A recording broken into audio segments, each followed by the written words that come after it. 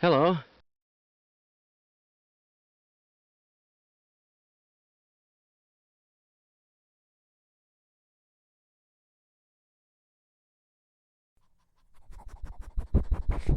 That's insane. I haven't been streaming for so long and yet Sawblade is here so early. What? Hello, Sawblade, what the fuck?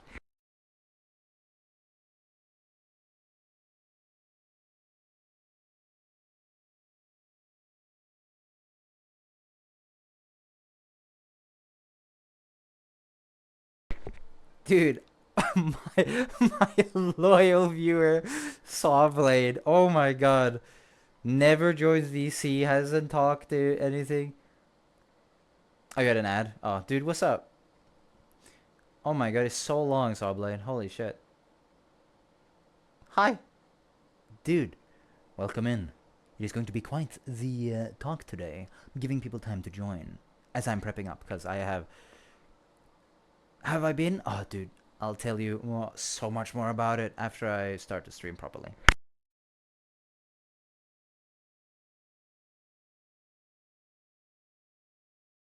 Would you look at that? All right, It's time for I'll your do that. exercise. Get to work.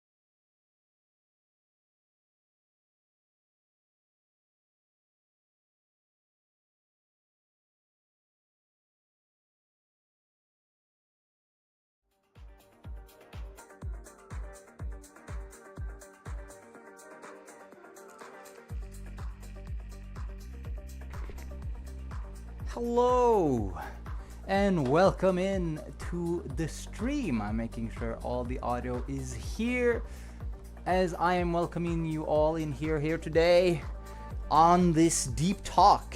This time, well, the first time is about autism. Now, what is autism? Well, I will certainly explain it to you, and I will also bring you my perspective of how my life has been with autism, because yes, I have it. It will be something very fun to talk about, and it is also very serious. As you all know, it is something that we have on our everyday all the time, and so here we are. Hello, hello, hello. I hope you guys can hear me okay. Is my voice all right?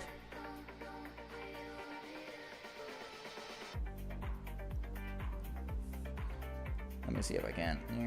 Okay, cool. It's gone now. Good. I hate ads.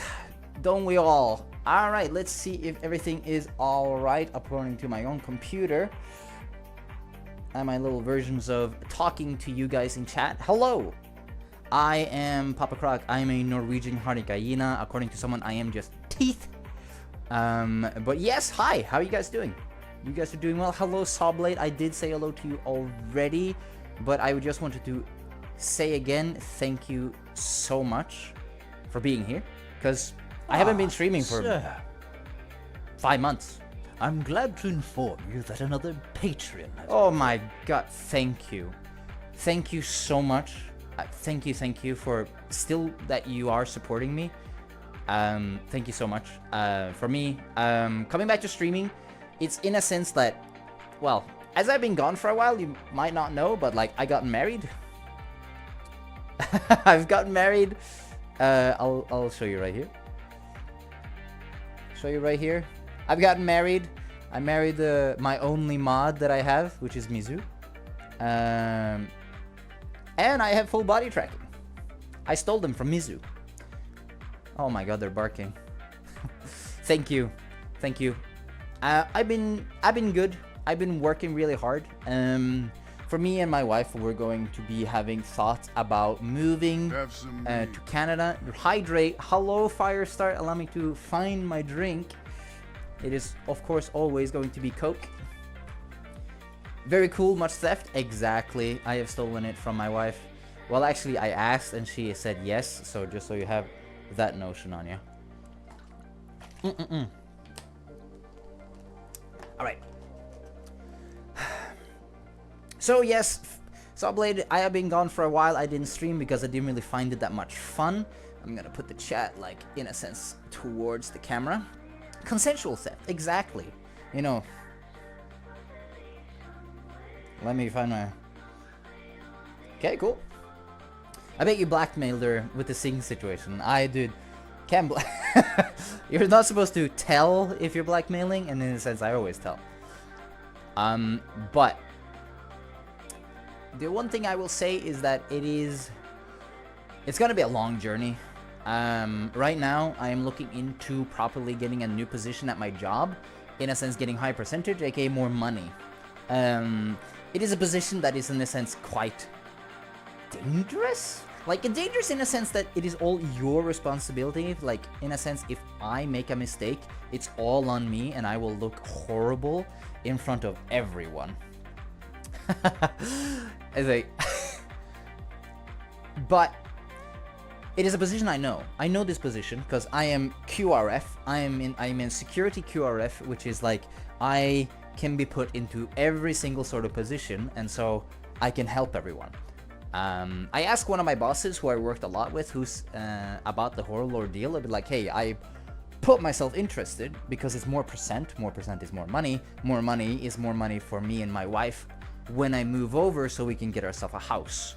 Because as you already know, renting is it's hard. Like, it is tough. Like, you know, having to pay someone else's loan for a house, it's not nice.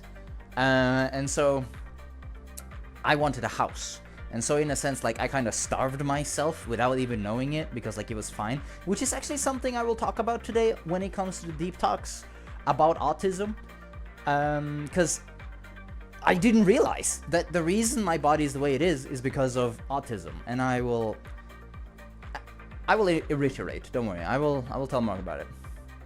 Hello, Dylan. Hello, welcome in to the deep talks about autism. First, I am just updating my life to Sawblade, who hasn't been here for a while.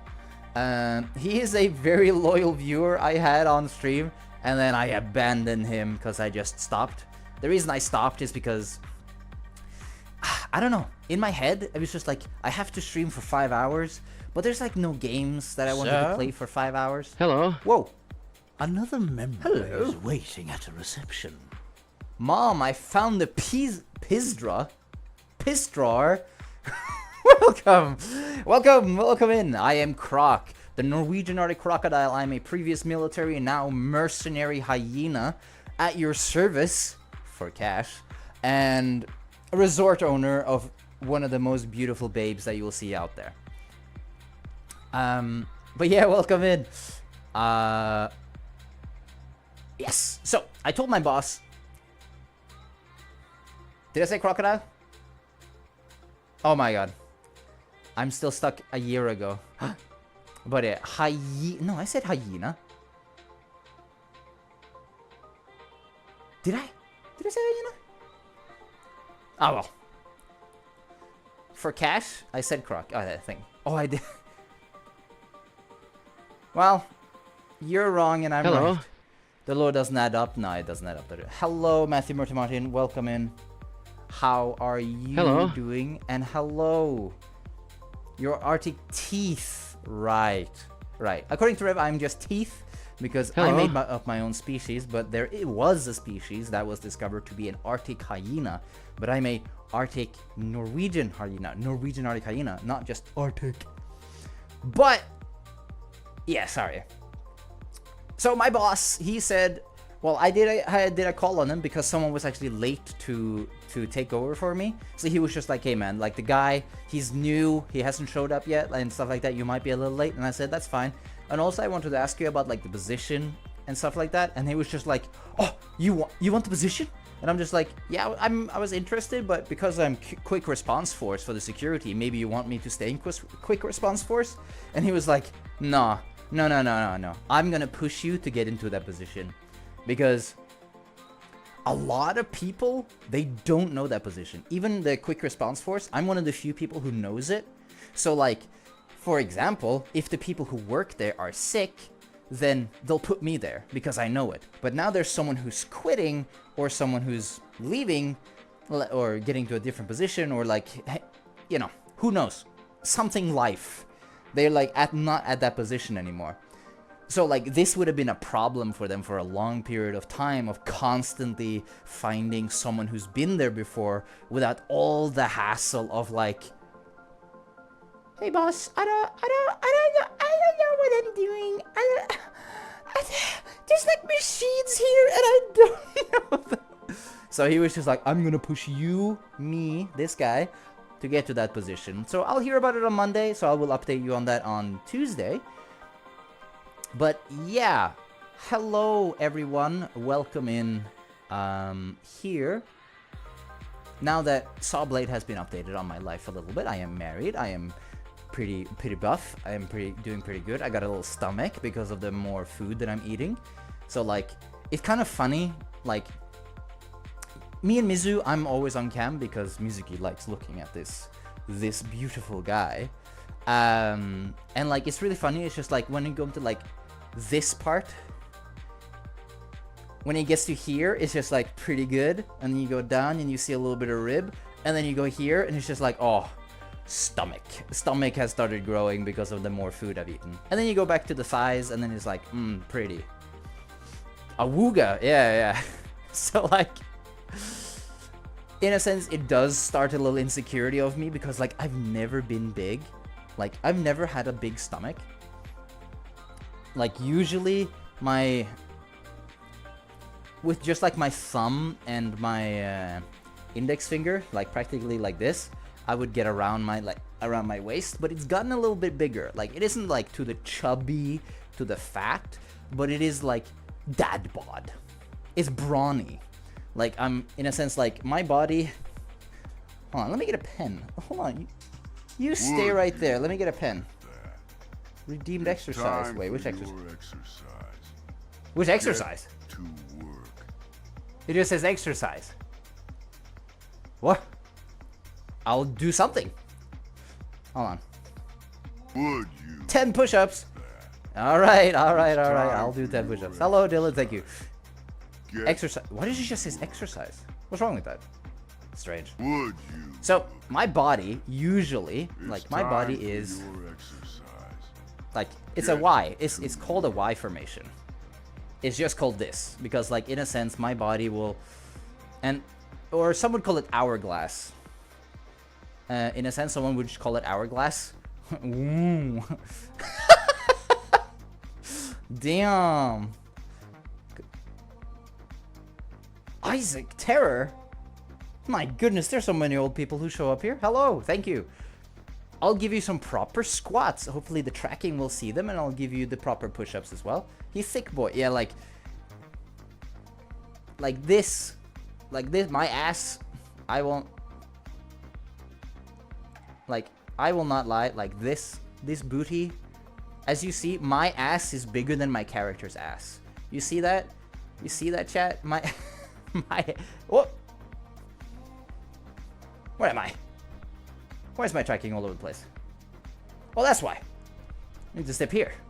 And it'll get back. Hopefully. No?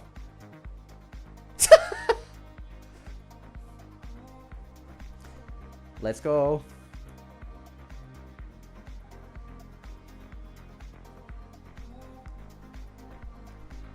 Oh no, really? My trackers are practically gone. Interesting. My trackers died. Ah!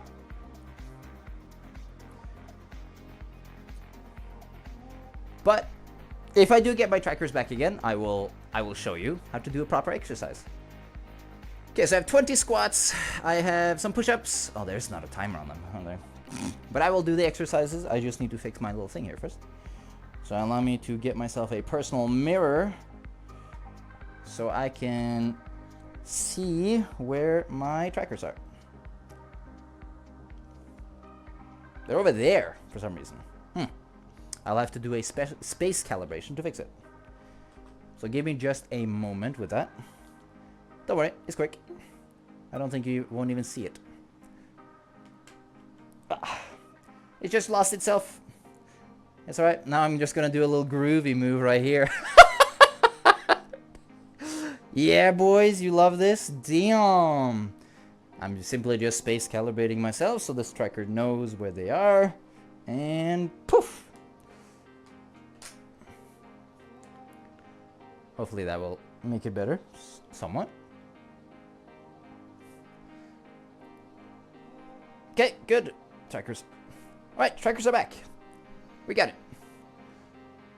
I will pause them manually for 5 minutes. Thank you, Mizu. You are the best. That it is. That she is. She is indeed the best. Allow me to take away the mirror and do my exercises while I keep talking. So, today, my conversation will be about autism. Alright, let me start with the squats first. Let me see where my fucking toggle is. I don't know why my hand just like drops out for some reason. I have 20 squats. You see how I push out my when it comes to my squats, because of my knee injury, I will always push out my ass because in a sense I am training my glutes. Hello Beast, welcome in. So I push out my ass to, in a sense, because there's two ways to do squats. You can do it straight forward, just going down, but you can also do a one that you move your ass much more back and then you squat, and then you'll train your glutes instead. So in a sense, you're actually putting more effort on your thighs than on the front, which will go down to your knees, which is kind of nice. It makes me able to do squats. Alright, cool. Hello. And hello, welcome in everyone who is new here. We're gonna be starting about the deep talk soon. Just gonna be saying hello to everyone who's joining in. But first, I have some push-ups to do. Hello. Hello. Hi. Hello. Oh, thank you. Thank you, Mizu. Mizuki's the greatest mod. I think I should marry my mod. You think so? You guys think that I should marry her? Alright, let me show you push-up. If it can keep the track.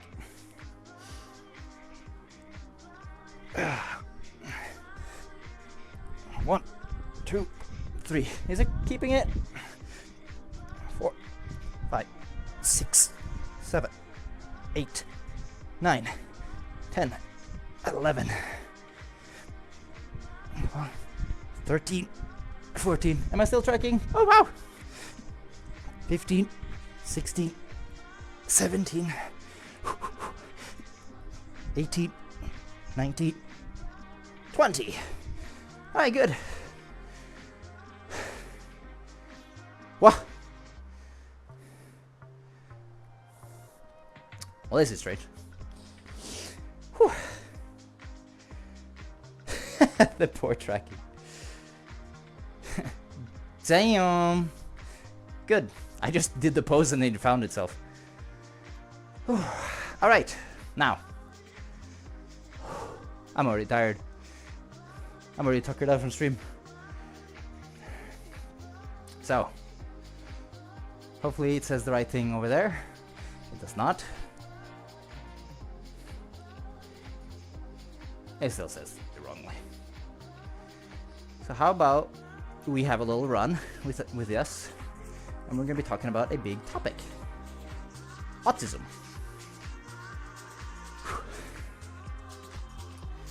Wow. Okay. That's good lighting. Let me set up my little camera here.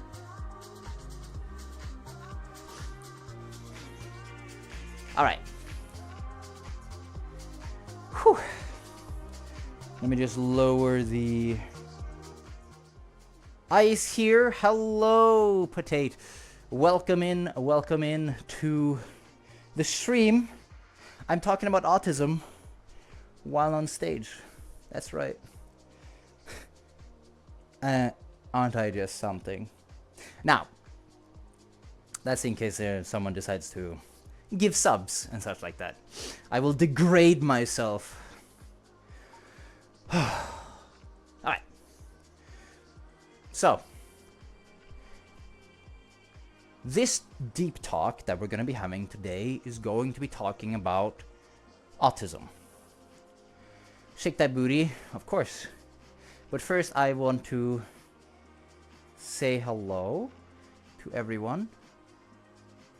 I want to say hello to Mizu, my wife. I want to say hello to Multibob. I want to say hello to Old Wolf, Beast, Dylan, Firestar, Fuzoku, hello, Lux Dragon, hi. Matthew Martin, Potate, Sawblade, The Deadly Bullet, The Rev, and Zanlis. It's a TED Talk, but not only is it a TED Talk, it is also a nice way to maybe, in case you have some parts of autism, because like it's a strange notion. It's a very strange thing. Is it every sub? Yeah, practically. It is a very strange notion where, like, if you can take, for example, your brain is built in a specific way. Then please spin for Sawblade? Sure, I will spin for Sawblade. Yippee! Yippee! Hello, Ragna. I just gotta find my wheel. There it is. Let's see. That's 10 sit-ups. Come to me, Oh shit, I still haven't changed that, haven't I? brave raiders. You are seen. You Oh my god, are welcome in. valued. Oh yeah, it's really long, isn't it? Come closer and witness the truth. Come to me. I need to change that, don't I? Alright! Hello, Souza. It again is another person that I have not seen in a while. I've seen that you also have returned to your streaming. What's that? Come. I don't mind if I yes, yeah, you come to me. You praise the monolith, you praise me and my house. How's Remain? Hello, Souza. I hope you've been doing well. I hope you've been having fun playing Springtrap.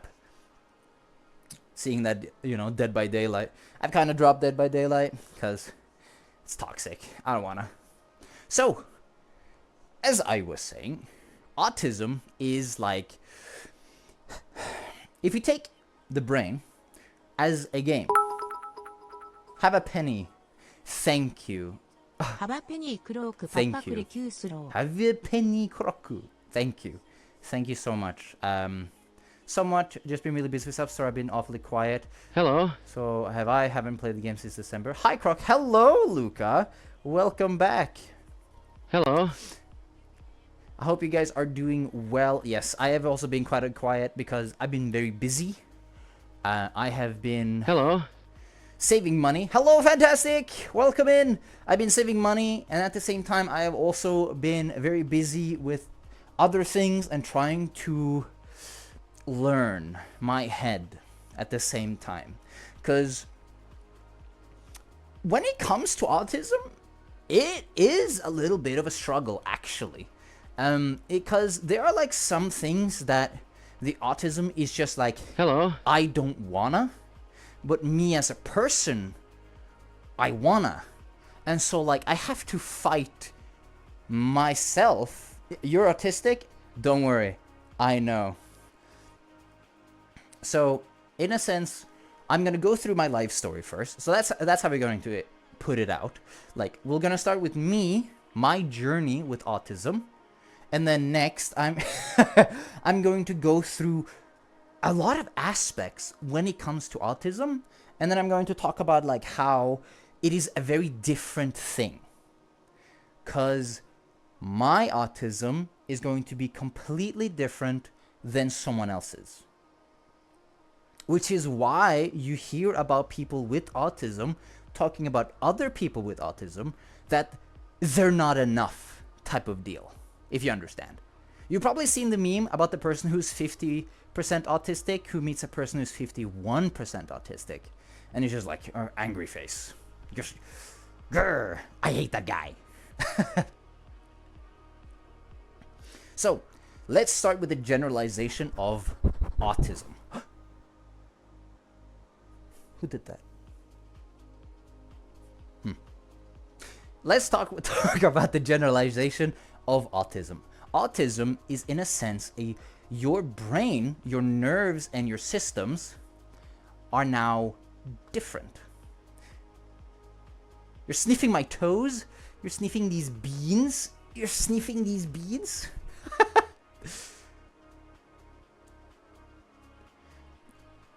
You're sniffing these beans, bro. Free beans.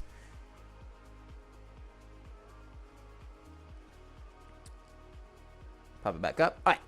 So, in a sense, autism is your brain, your nervous system. Like, not, it is, for most people, when they think,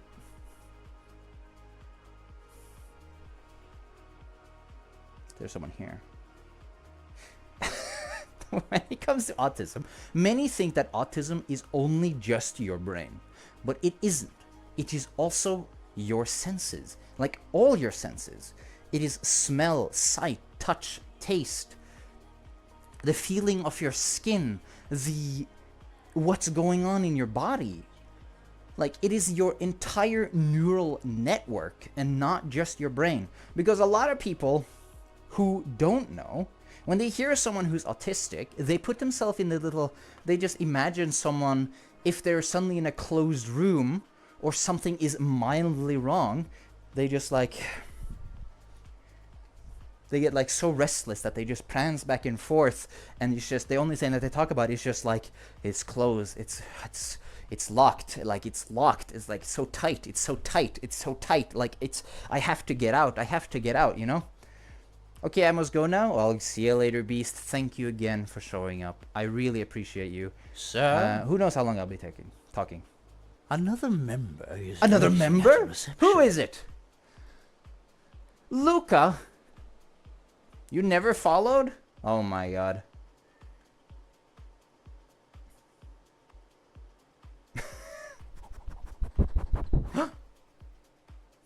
Have some meat, Hello.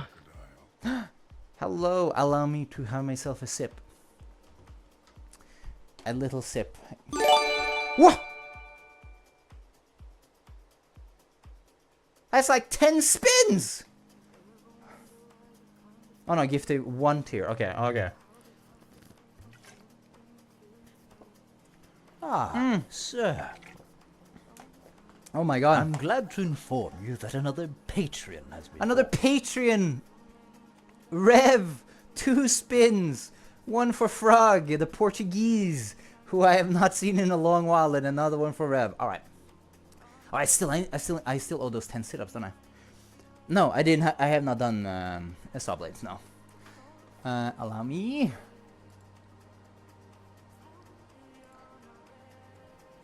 Okay. Allow me to see. I'm kicking my feet up so you can see them. Oh! 10 push-ups. That's from Frog. And then 20 push-ups from Rev. Thank you. I will do them. Hope I've been doing well. I have been doing pretty good. I've gotten married. Oh yes, Zusa! If you're still here, I'm married. You've probably seen it already, but I'm a married man. I gotta go. Is the resort a VR world I can join and explore? We have potential of one. It's hold on, what's it called? Let me check my world. There's one that we have a potential for, which is called Cliff Cove. Donation? What? What do you mean donation? What do you mean donation? What? I don't have that set up. I don't expect people to give me money. Oh, thank you. It's something I will probably talk about as well, but it is, for me, as an independent guy, now I have to look up how much work it is to build a VR chat world. It's a spin. It is a spin for the money. Thank you so much. For me, I'm a very independent guy, and so my money, I've always worked for my money, and so like in a sense in my head, it feels wrong that someone else is giving me their money. And so like it feels like very wrong of myself that I am getting money from people. Even though I know streaming and I did set it up and stuff like that because people tell me to, but it's still, there's someone up here in my head where, see, that's a testing of integration. And another spin. Thank you, Firestar. I'm glad to inform Thank you that another Patreon has been formed. So in a sense, it's very difficult for me to like accept that I'm getting money. I was more like happy and stuff like that during the subathon because it was for my parents, because it was for my dad when he got his cancer before he passed away. Like it was just like, oh, I can give this money to my parents, and it felt like all right. And now you know giving money to me now, it feels like a strange sort of failure to my head. It feels awful that others are giving me money. Of course, some people can say like, oh, you're an entertainer. Like, you're entertaining people, you're dancing, you're moving around and stuff like that and giving people background noise, and that's your job. But it's like, it's not the same. There's not like contract work and like I have a boss, The only thing I have is a secretary I fuck every day, The secretary being my wife. So that is like my viewpoint of it. Like I feel really bad when someone gives me money. Not like feel bad on your behalf, but just like feel bad for myself in like a strange way of just like, you're like you don't have to, cause like I have a job, I'm earning money, but like that was a good save. Yeah. But like now I'm sort of trying to earn some money, because like every buck I make is less money used on food and such, because like I'm saving up until the end of the year to try and get around 20,000 American by the end of the year. And I started, close relatives told me that you needed to eat to keep your strength up. Man, that's true. That's true. I have started eating much more. It is a diet, which is kind of funny. Like, hey, you want to go down in weight? You actually have to eat more food, which is kind of funny. Now, allow me to do the 2 spins. One for Old Wolf for donating. Thank you. Thank you again. I don't really know what to say. Like, I'm not that super like GT type of person. Oh my god, potatoes first. I'm like that type of like I will talk about it. I will talk about it when I actually get to the talking of autism. All right, let me do the 2 spins again. Old Wolf has a 10 squats, and from Firestar is 1 minute of plank. All right. I will most definitely lose tracking, especially on the plank, but I will do my best to showcase what I can. Eep, sorry that I had to head off real quick. Congrats, by the way. I have been meaning to say ADHD distraction go crazy. It is a loud world. It is a very busy world. I can get it.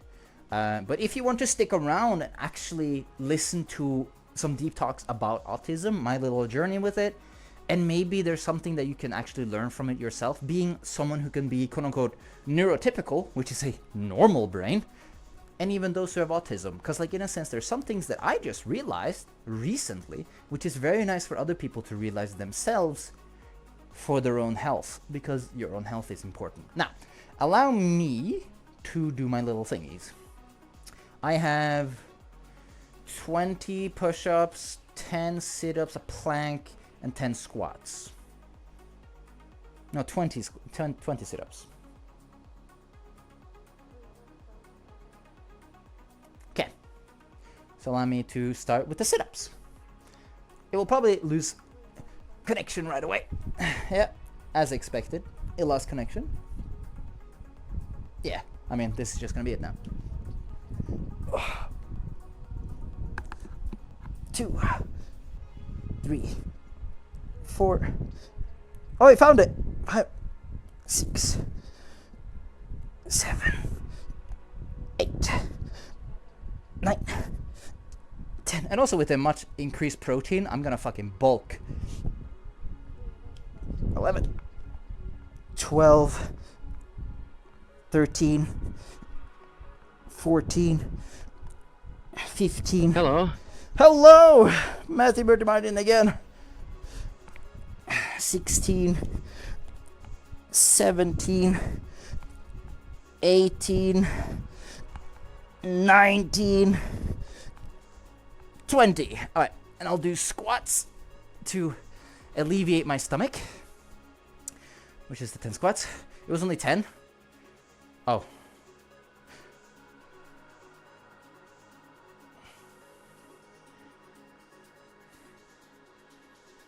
Awesome. Dude, it's all the protein, man. I just want to fucking get going. You know? I got those fast legs. I just want to get going. I just want to fucking exercise. Alright, so 20 push-ups. And then some squats. I'm just going to go here so I'm like closer to the fan because I am sweating. Or maybe I can just open this. Alright, so 20 push-ups. Let's see if it keeps it. 1, 2, 3, 4, 5. Is it going good? 6, 7, 8, 9, 10, 11, 12, 13, 14, 15, 16. Whew. Now it lost me. Now I don't know where I am. 17, 18, 19, 20. Whew. 10 squats, and then we went to plank. Gotta run a marathon in under 10 minutes real quick. What the fuck? Whew. Whew. Have some meat. Ah, thanks. Dude, hydrate. Whew. I haven't even started talking about autism.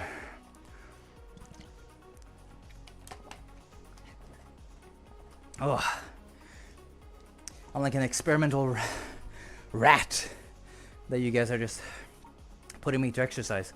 So like, according to my diet, I was eating dangerously low on food. I had low protein, low everything.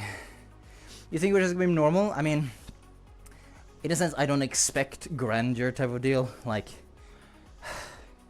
I see myself as a good person. Like, I know myself, I am good. But, you know, I never portray myself that other people will think that I am cool. Because, dude, I'll talk about it later. It's gonna be, like, really sad. Alright, so 1, 2, 3, 4, 5, 6, 7, 8, 9, 10. My cool meter's over the chart. That's because you're biased, my dear.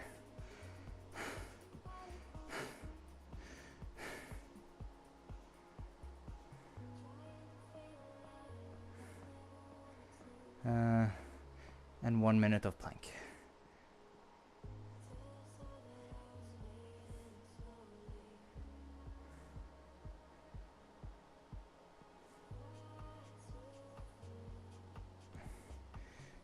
Just gotta move my mouse.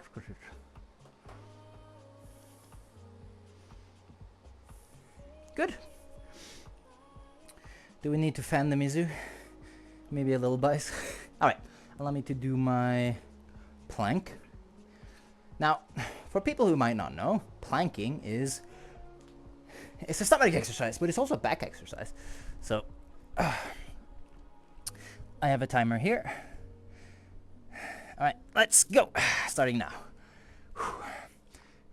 I kind of don't have the camera right next to me, so I can't actually see anything. Let me... ow! Oh, I can't find my arm. Alright, there we go. Planking is horrible. I love planking. It's a mid-2000 meme. Planking is pretty tough. I've only done it for...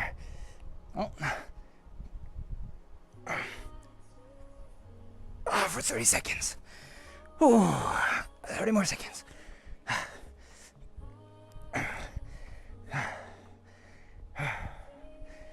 Oh, God. When people plank the random stuff, yeah, that's a long time ago. 15 more seconds. You guys can maybe even see my legs. Maybe, I don't even know. I don't see myself. 5 seconds. 4, 3, 2, 1. Oh. Oh. Oh. Oh.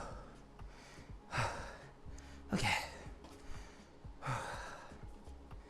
Let me to get that. Allow me to fly you guys a little bit. Ooh. Back then, the internet was more funny haha than it is now. The internet is more business-minded now. Okay. Allow me to get started properly now. Now that I've actually gotten a lot of exercise in, that protein is going to do really good. All right. So, autism, as I said earlier, it is not only just your brain, but it is your entire nervous system. All your nerves and senses can be somewhat mixed with autism. Somewhat. Because the thing is, it's like take for example, like you have stats. Like this is a randomizer stats that you have. Like strength, intelligence, stuff like that. But it's specifically towards traits of autism.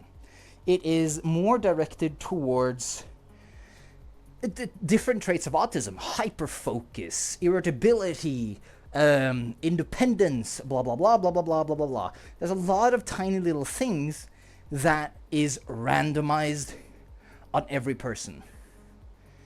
Did we roll these for these threats? Well, someone did. When you were made, these stats were rolled upon. So, for example, I talked to someone at my work who has a kid who is autistic, where if the wrong person does the same thing as someone else, like, for example, if the dad brings him, like, the carton of milk, I want to re-roll. This is specifically autism. because genetics is traits you've gotten from the past, but autism is not too much genetical because it is completely random how it goes. Like there's a main category, because when I look at my dad has always been known as a stoic man with great purpose. He's never nervous, he's never scared.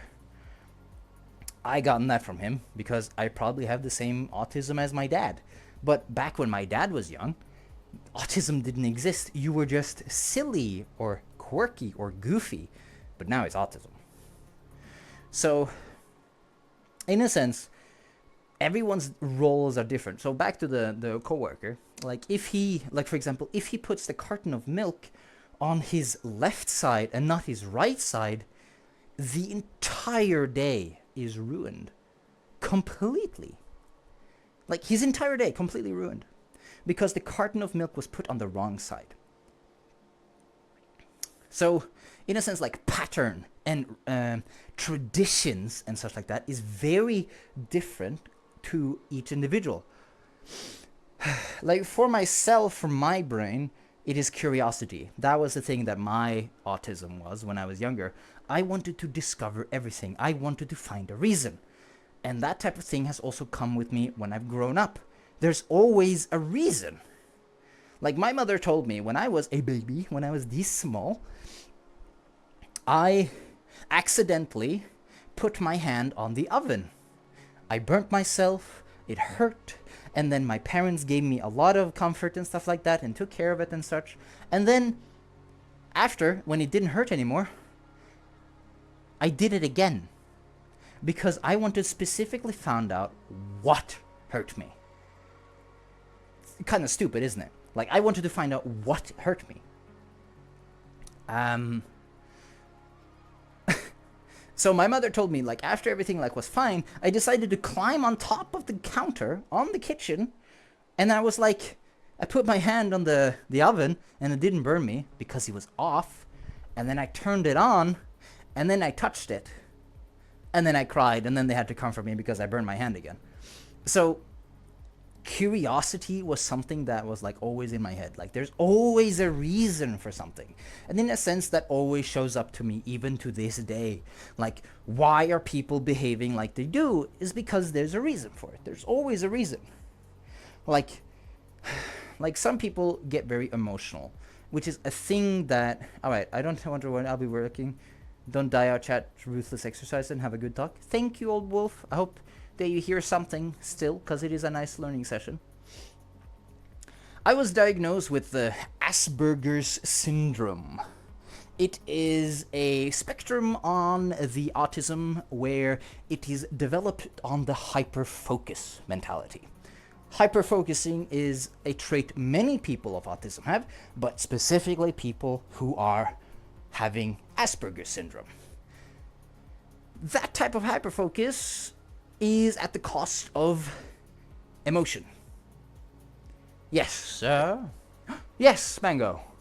Another member is waiting at a reception. BR, welcome in to Deep Talks with Krok. I am talking about first my journey about autism, and then a thing to like bring out towards you guys, so you guys might actually be able to learn, because it's in a sense,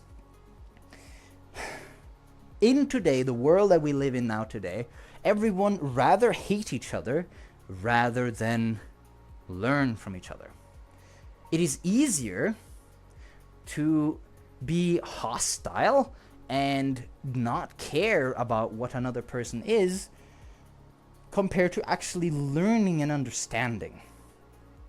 Which is why I actually wanted to talk about it, because there's something that I've noticed of pattern behavior recognition, observing because of my autism, where I saw when someone is not so good socially, which is many people on the internet, in a sense, people abandon them. They drop them, you know?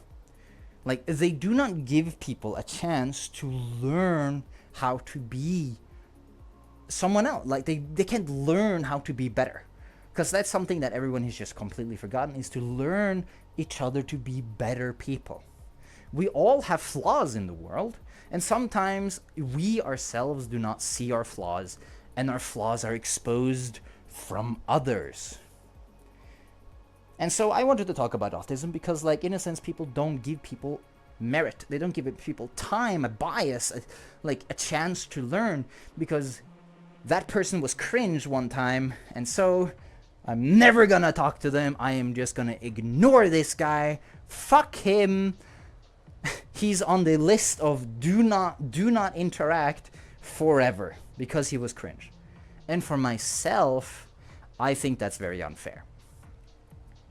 Because, you know, sometimes we're all cringe. We all relish in our cringe ways. I relish in my cringe video making, which I say because of insecurity. But, so, I was diagnosed with the Asperger syndrome when I was around 4 to 5 years. So this is like around the time where my brain starts recording, which is a pretty cool, neat thing. It's like my brain always records. Has to be important because then I don't care. But when you're autistic and you're growing up in a school with people who aren't autistic, it was hard. Because one of the things that I was really bad at when I was a kid, and it still pops up, is emotion. Like, if someone back in school, if they walk up to me and say like, dude, you're ugly. Or like, dude, like, those are bad shoes, man. Or like they said like a joke or an irony towards me. Or like they say they're gonna fuck my mom. Oh shit, I hit my computer. I believed them. Like, there's a big part of me that believed that they're gonna do something to my mom. Or like I was ugly type of deal. Dude, you're cute.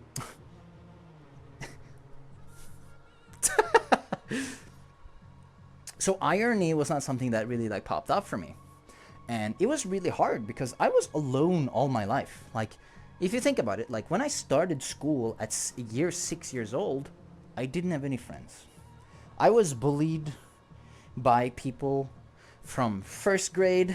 In Norway, we have 1st to 7th grade being primary, and then 8 to 10 being middle school. And then you have high school for 3 years. Cool.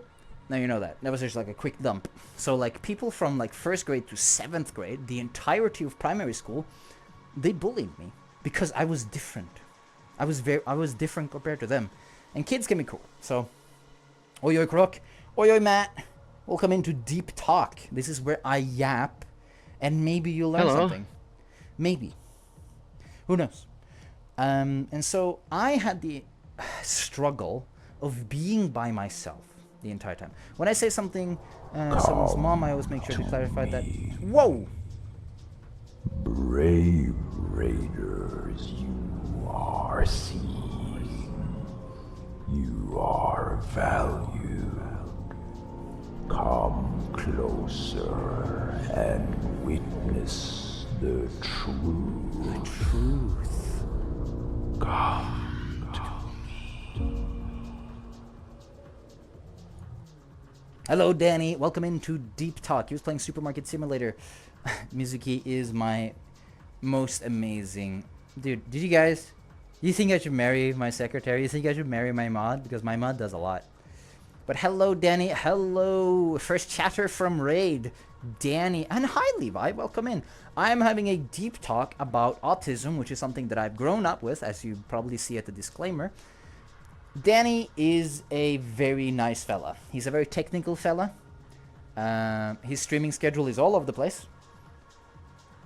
But he's a very nice guy. Like, it is... Levi, yeah. That's Norwegian. E is Hello. I is E, you know? Wolf.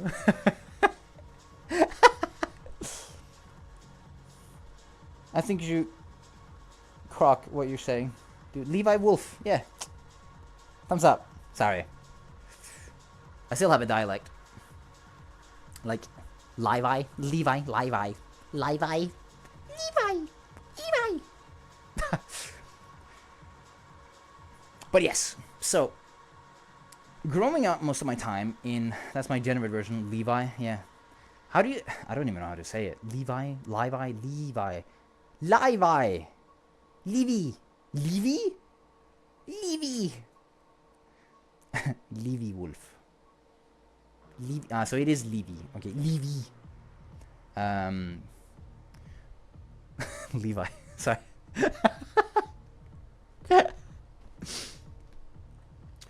So growing up at Mizu Krok's trolling, right? Wait, what? I have Krok's university chat with a guilt trip pro strats. Thanks. Levi. Levi Wolf brand of pants. You want some nice pants? So I'm sorry, okay? I'll take the blame of my accent, okay? He's bad at pronouncing names. I am bad at pronouncing names. Unless he's a dialect. I'm imagining Levi from AOT and in with Levi. Levi.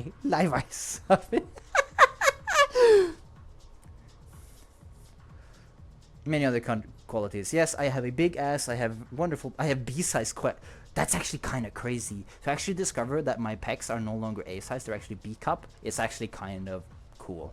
It's actually kind of neat to know that these babies right here, they're B-cup.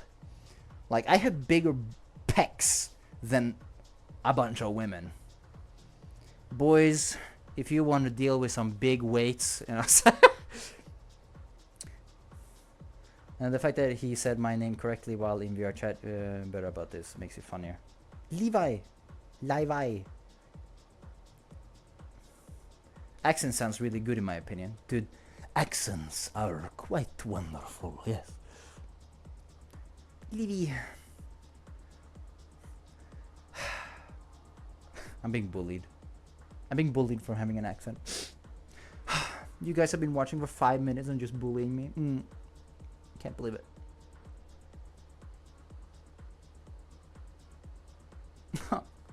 So, back to the ordeal. Yeah, guys, stop bullying my husband. I got a new PC. Ooh. Oh yeah, make that wheel spin. Yeah, so each sub, spin or donation to the Ko-fi, in a sense, it is to support me in my goal to save money for my wife. In a sense, I'm on a journey right now where I am trying to eat healthy, but at the same time save as much money as possible. So at the end of the year, I'll have 20k. So I can have a loan so me and Mizu can get a house. So in a sense, it hurts me that I have to be like, hey guys, if you want to, you can. I'm not a big, like, it's a part of me that don't like it, but I'll go through it. So I starting my life in school being all bullied, and I mean like not just a little bit bullied. I talk mercilessly bullied. Like, I was sent to the hospital twice because of what happened during my bullying stuff. I came home to my mom and dad with bruises and a bloodied nose. Sometimes I had blue spots on my body because, you know, pain. Because like it was physical and mental. It was horrible. Like, I would not wish whatever happened to me in those 7 years happened to anyone else. Like, those first few years were ruthless. Like, imagine, you know, you walk home from school during, like, for example, the winter, and then suddenly a group of people who are older than you, like by 3 years or 4 years, they gang up on you. And then they force your face into the ground, into the snow, and sometimes the snow is like has an icy layer, and then they fucking scrub your face on it, and they throw snowballs at you, and it sucked. It really did. Like if I would to think about it,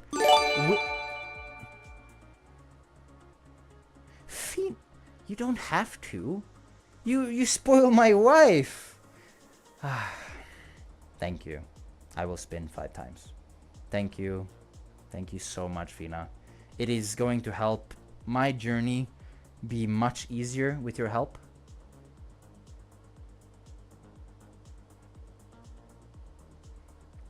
It is very nice of you. It is so, so very nice of you. If I spoil her, Krok, that's true. You get put into the red room. Are you not getting put into red room because, you know, the resort don't have a red room? Dude, I'm a mercenary, man. Alright, allow me to spin for you.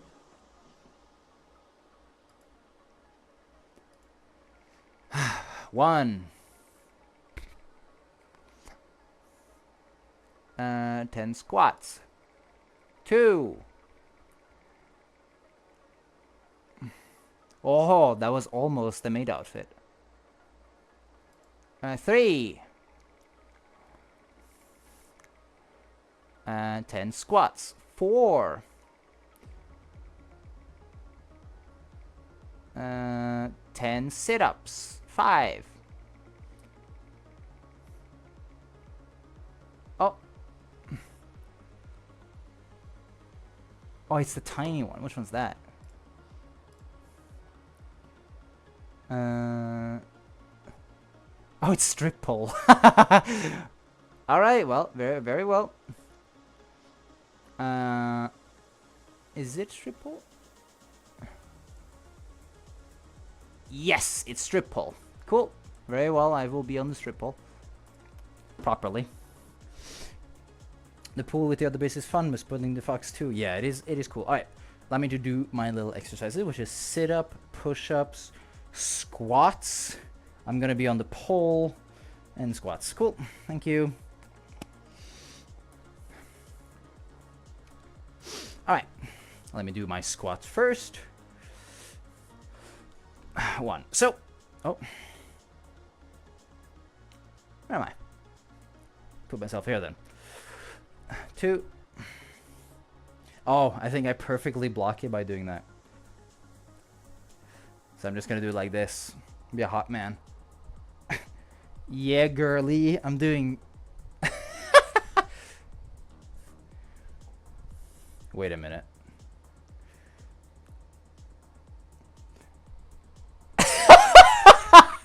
I'm doing squats. Yeah.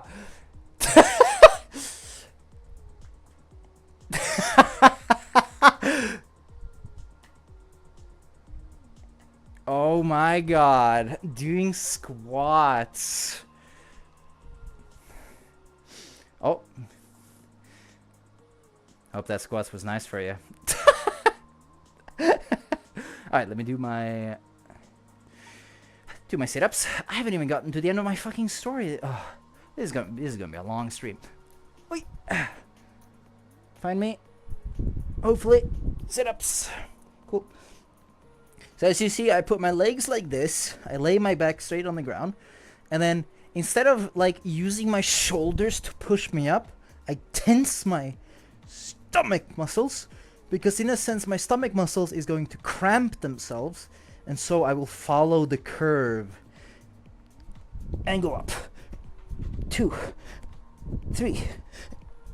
4. I'm just gonna move a little bit. 5.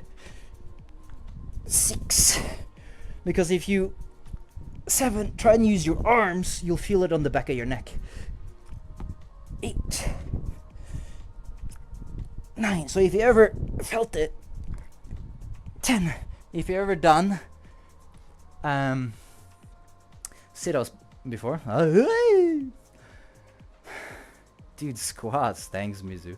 So if you ever done sit-up and you feel like your neck is straining, it's because the back of your hands are pulling on your head every time you do it, because you're pushing with your shoulders and not your stomach. Alright, and then I will do my little push-ups. Hello, Fuzoku, I saw you lurking. 1, 2, 3, 4, 5, 6, 7, 8, 9, 10. Let it find his stuff. Cool.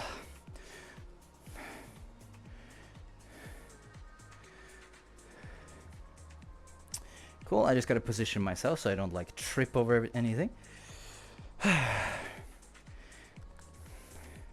Cool. And so, like, my autism has been quite the formidable foe for me. Oh, I am pushing something. I'm just gonna move myself a little bit like that.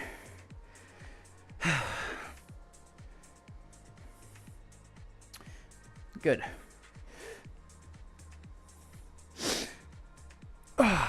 Like, my autism, in a sense, have been quite bad for me, in a sense. Because, like, well, actually, no. My autism has been pretty good at the same time. I'm trying to put, like, chat in the right spot as I am, quote-unquote, gripping the pole. Bouchika wow wow, yeah. So, for me, is that it's really hard to concentrate trying to tell a story when I am doing the strip pole just for you, Fina. You know.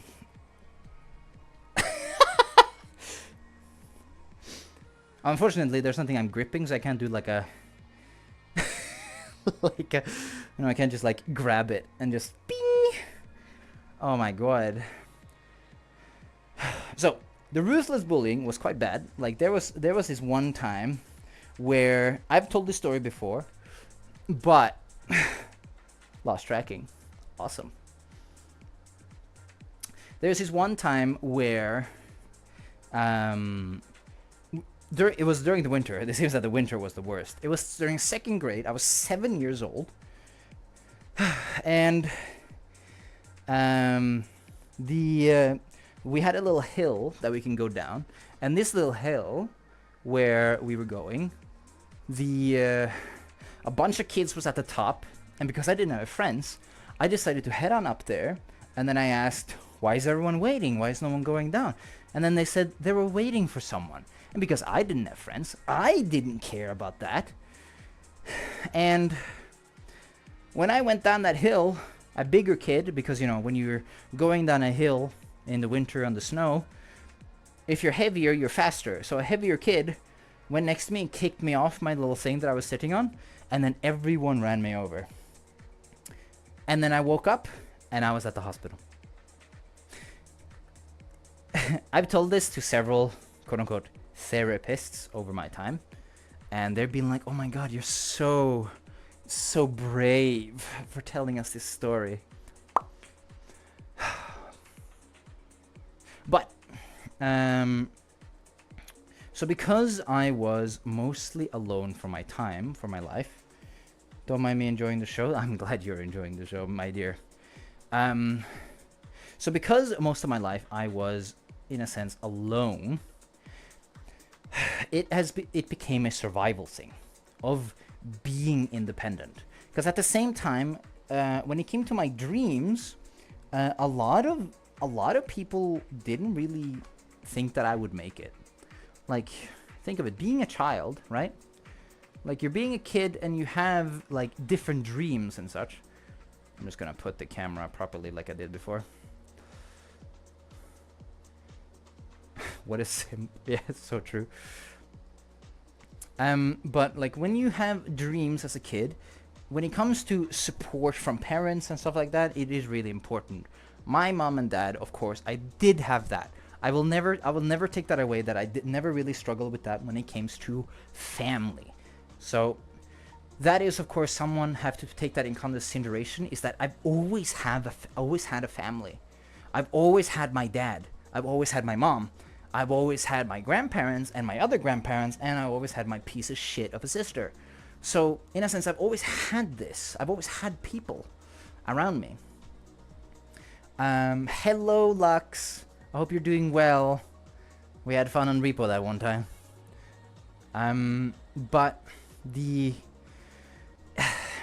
But school and like teachers, which is supposed to make you grow as a person,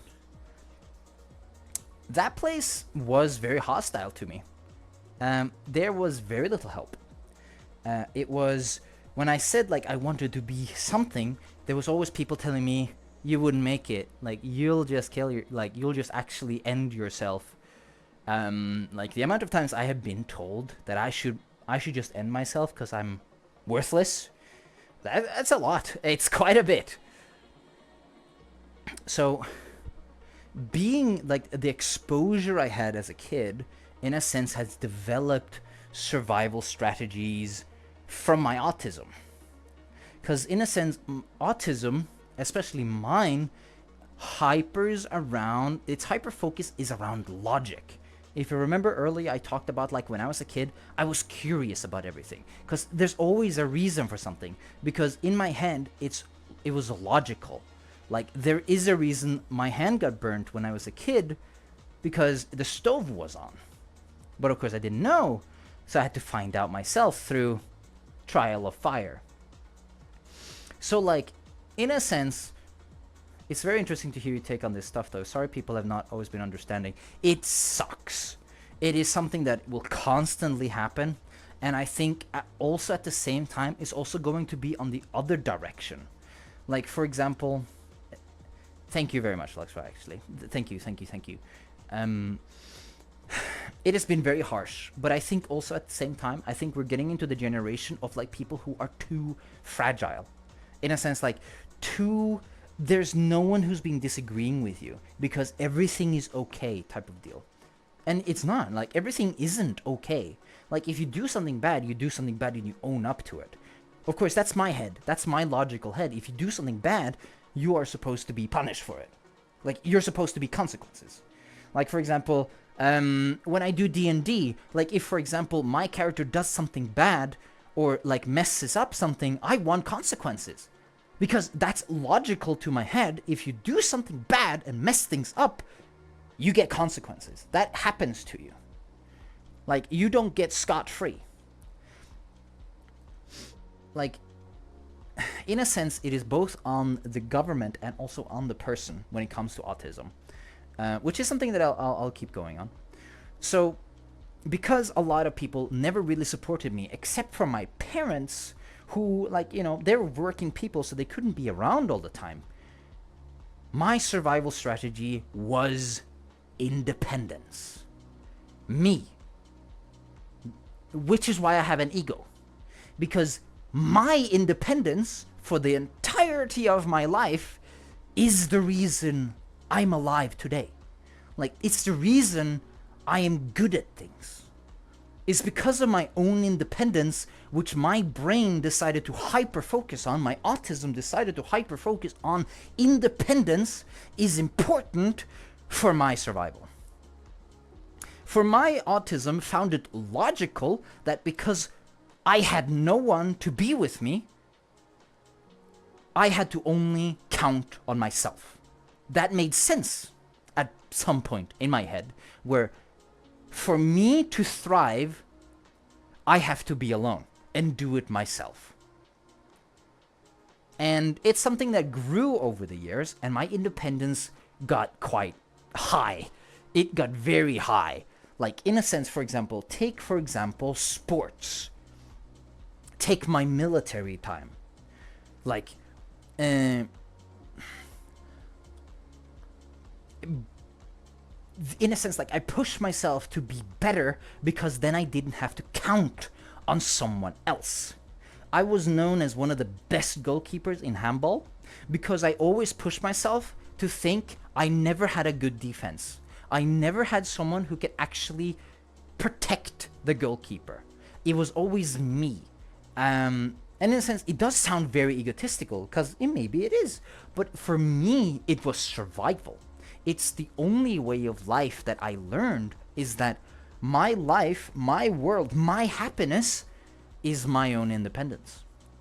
If I'm not independent and I'm dependent on other people, then I'm failing. I am not surviving. This is where it comes in, of where, like, I always feel bad when people give me money. Because, like, take for example now, I am working. I have a job. I am earning a steady income. I am saving pretty well every month. So in my head, in a sense, I'm portraying myself to you where it feels like it's illogical to give me money. In a sense, not calling someone stupid, but in a sense, like, it just, like, doesn't go into my head of, like, why someone would give me money. Or why someone would help me with something. Nah. Okay. Fine. Alright, I'll see you later.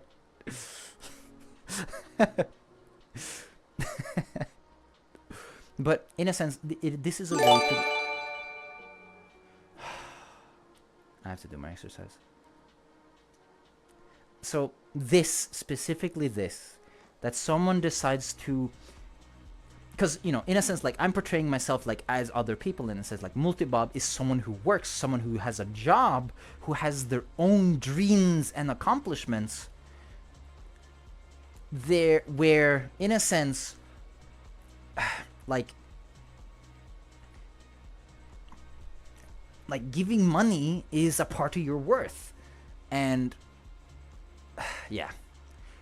Because it is strange. Like, for example, for myself, when it comes to my members of the House Domain and the people I am actually friends with, I give them money. I support them and such.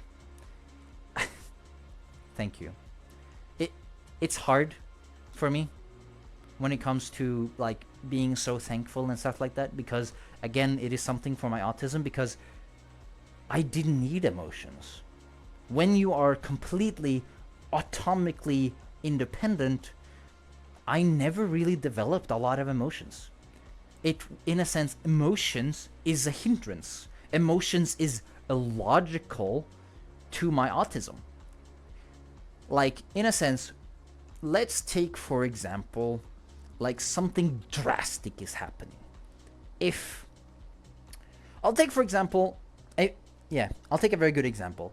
When I was with Mizu for an entire month, your face is illogical. Well, shut the fuck. If I had my gun in this, I would have pointed it at you and shot you and threatened you and be like, I'm gonna beat you up in real life in Minecraft. Allow me to do my the spins before I continue. Oh, sorry, I touched my light that keeps the tracking going.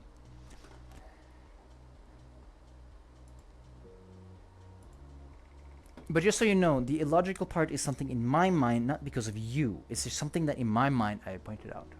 It is 10 squats.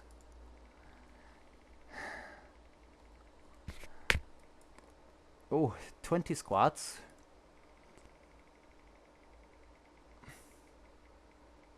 Uh, 10 push-ups.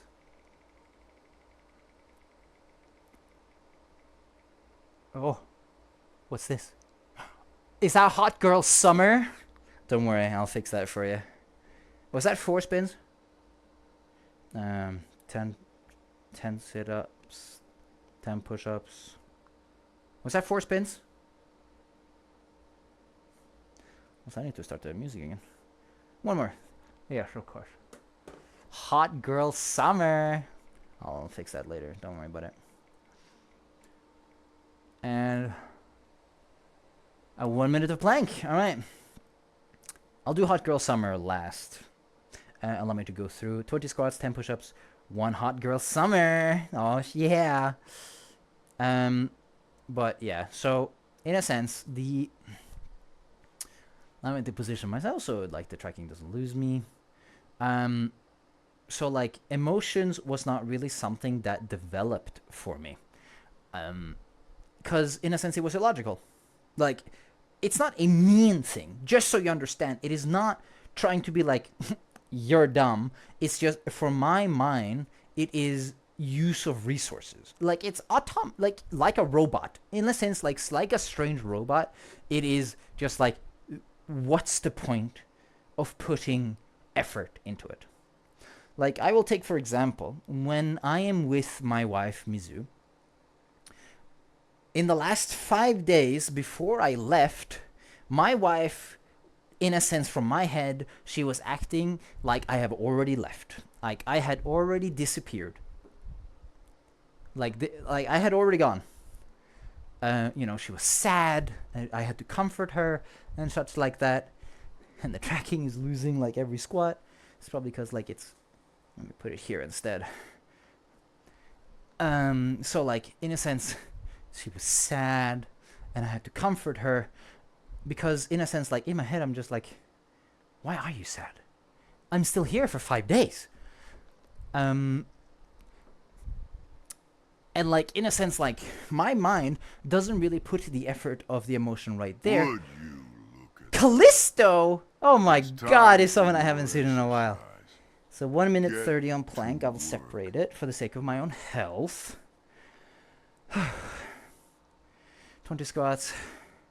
1 minute 30 plank. 10 push-ups. Okay. And so, in a sense, the... Hold on, let me put on the music again.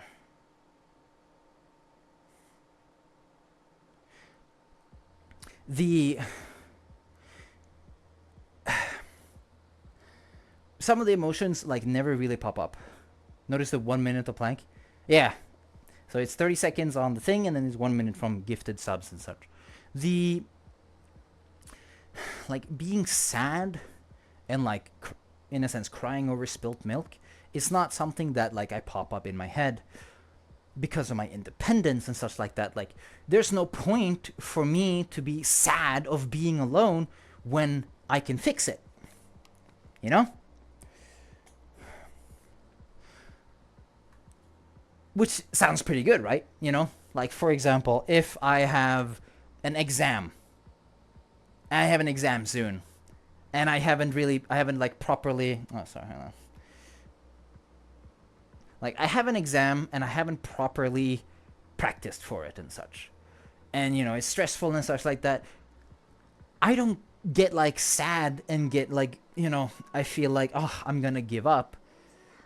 It was like, my brain was like, I have to do good. I was on the last stream but was lurking. Well, hello Callisto. Welcome to the proper stream. For me. I'm talking about autism. I hope you're doing well, Callisto. You and Sawblade, I thank you so much for being here. And same with Zuza. Still remembers who I am. In a time where the world is so fast all the time. But, hydrate. meat. Thank you. I shall also drink after everything. No, I'm not trying to skim away from it. Don't worry. I already did the 10 squats. I just need to do the other stuff, which is the 10 push-ups and then 1 minute and 30 seconds of plank. And then I have to do Hot Girl Summer for a multi-bob. So I'd never really like wailed on it. Like I didn't like stay there and be thinking about it. Like for example, when I get nightmares, I'm not having nightmares. Like I am completely calm and not being scared. Like I might be frightened. I'm a very jumpy person. Like if you've seen me play Five Nights at Freddy, I would be like, oh, but like I'm not scared. I don't sit there and being like, oh my god, oh my god. It would be like, oh my god, what was that? And I'm bang, you know, I'll fight it. Which, it sounds like a super positive thing. And in a sense, like it did work for me the entire life. Like when I was going through primary school and middle school with all the bullying that I went through, when I was gonna go from middle school to high school, I'll tell that later, but dude, cliffhanger! High school! It was a completely different world for me. Like, imagine, I was alone, no friends, bullied practically every day. I was beaten. And then to high school, I was the popular kid. Now stay tuned for that. First, I'm gonna do my exercises. Let me grab that so I can actually see myself when I do push-ups. Maybe it like does it well. Oh yeah, it does do it pretty well. 4, 5, 6, 7, 8, 9, 10. I'll just start plank now, I guess. There you go, I'm planking. Let me just get that.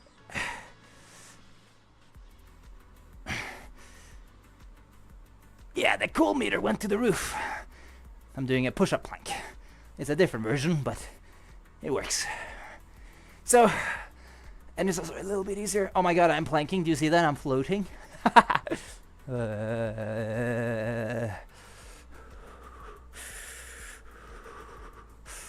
Oh, you actually will see if I cheat. That's actually funny. Oh my god, you can actually see if I cheat. Oh, I can't. Oh.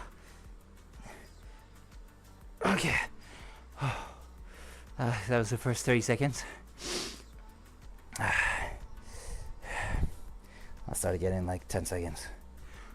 That's actually kind of funny. You can actually see if I cheat. Dude, these trackers are great. 30 seconds more. And yeah.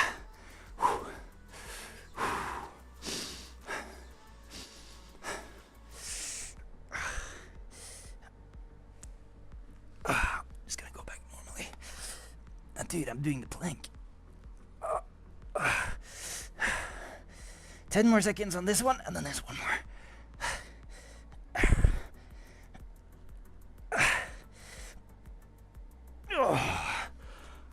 Oh, that's tough. That's really tough.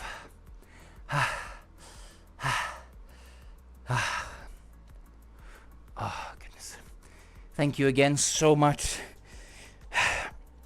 I can't express my feelings because I literally can't. Because, like, I don't understand it. My autism doesn't understand it, and so my emotions doesn't really pop out. But thank you. I do the bow. Alright. Alright, let me start again. 2, 1, and then the last 30 seconds from Callisto. And then I'll do Hot Girl Summer.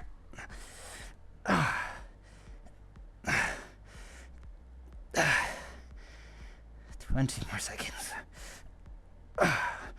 Clench my glutes.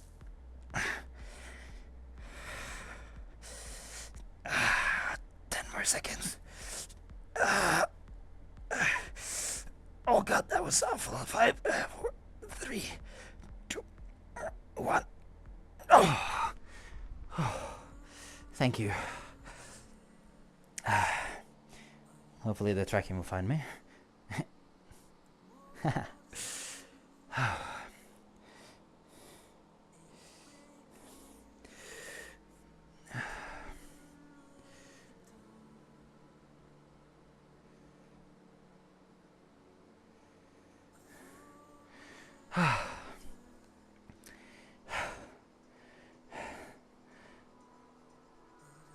Some redeems are still active yet not active. Oh, that's strange.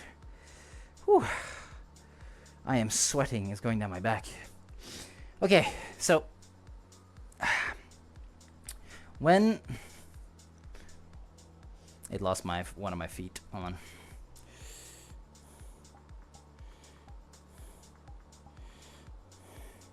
I'm having a strange stance right now. I'm going to fix it. Oh, my leg is like there now. Ooh. Let me just turn that off again.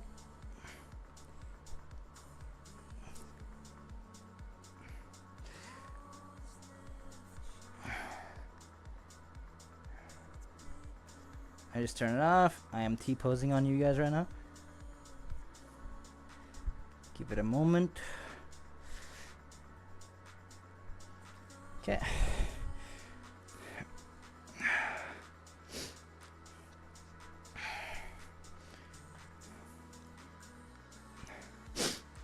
Asserting my dominance? Yeah, I am.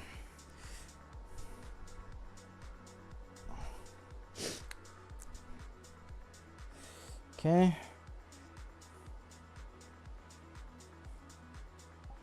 Let's see if they exist. Okay, good.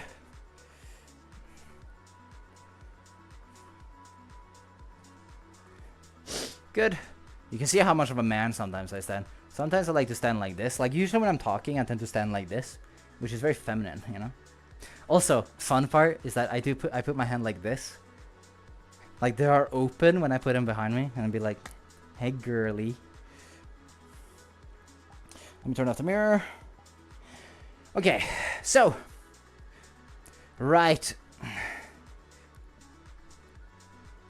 My wheel. Oh yeah, dude, I can. Hold on.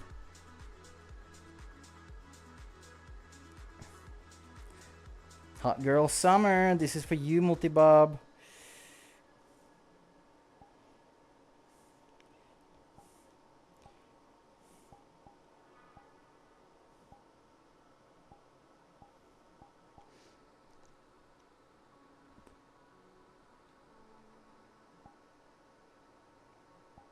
Just for you, Multibob.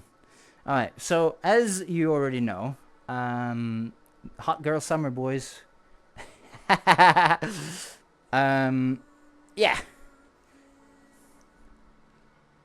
Let me just remove it. Yeah, so Hot Girl Summer. Here we are. Hello, Multibob. Hot Girl Summer. Sup, boys, girlies. Mwah. So the period after my, we're gonna see views go from 19 to 30 in a second. Hell yeah. Hot Girl Summer. So when middle school finally was done, the independence that I talked about earlier decided it wanted, in a sense, some form of change. So what happened was, I decided to watch a lot of movies. Gonna give the stream preview time to update, yeah. But yeah, I'm going to watch. I watched a lot of high school movies. High school movies, like High School Musical, The Diary, and all that stuff. Like, I watched a lot of movies with a lot of charismatic characters. And autism, or my autism, the hyper focus, because of the independence that I wanted, because I didn't want to suffer anymore, it decided to observe people who are good at talking. A lot of people.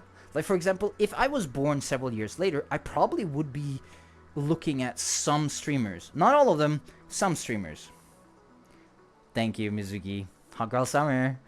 Like, doesn't it look good? Oh my god.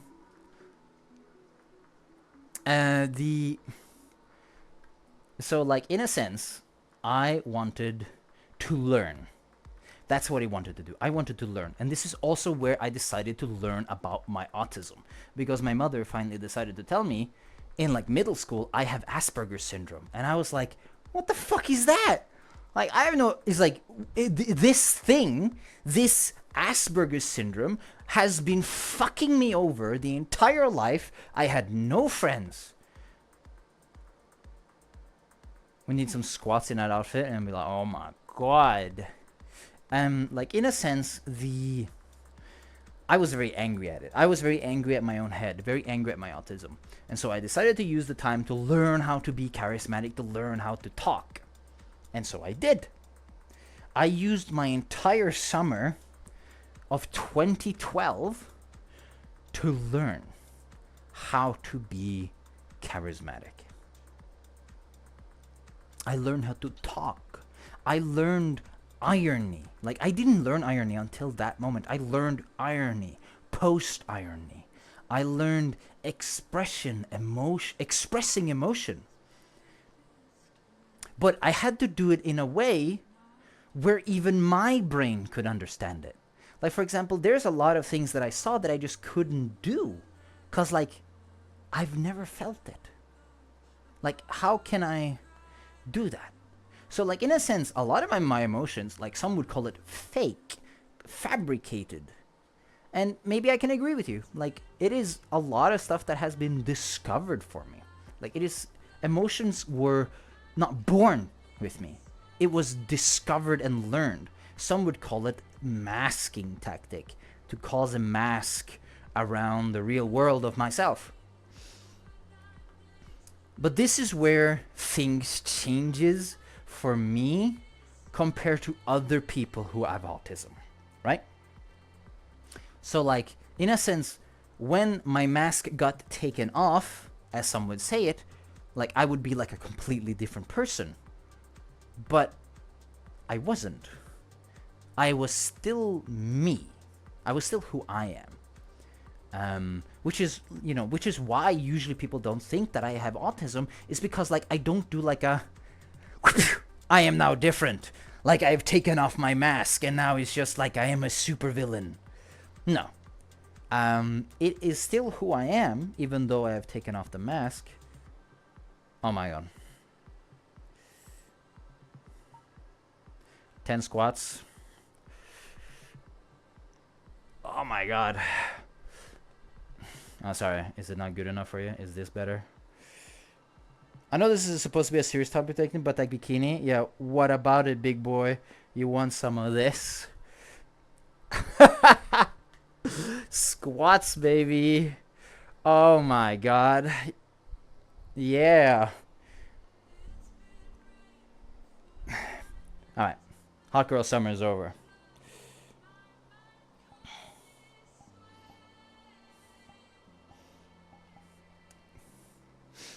Is that something to come into? Hello, Perry. Welcome into Hot Girl Summer. It was a little bit of a thing from subs. Now.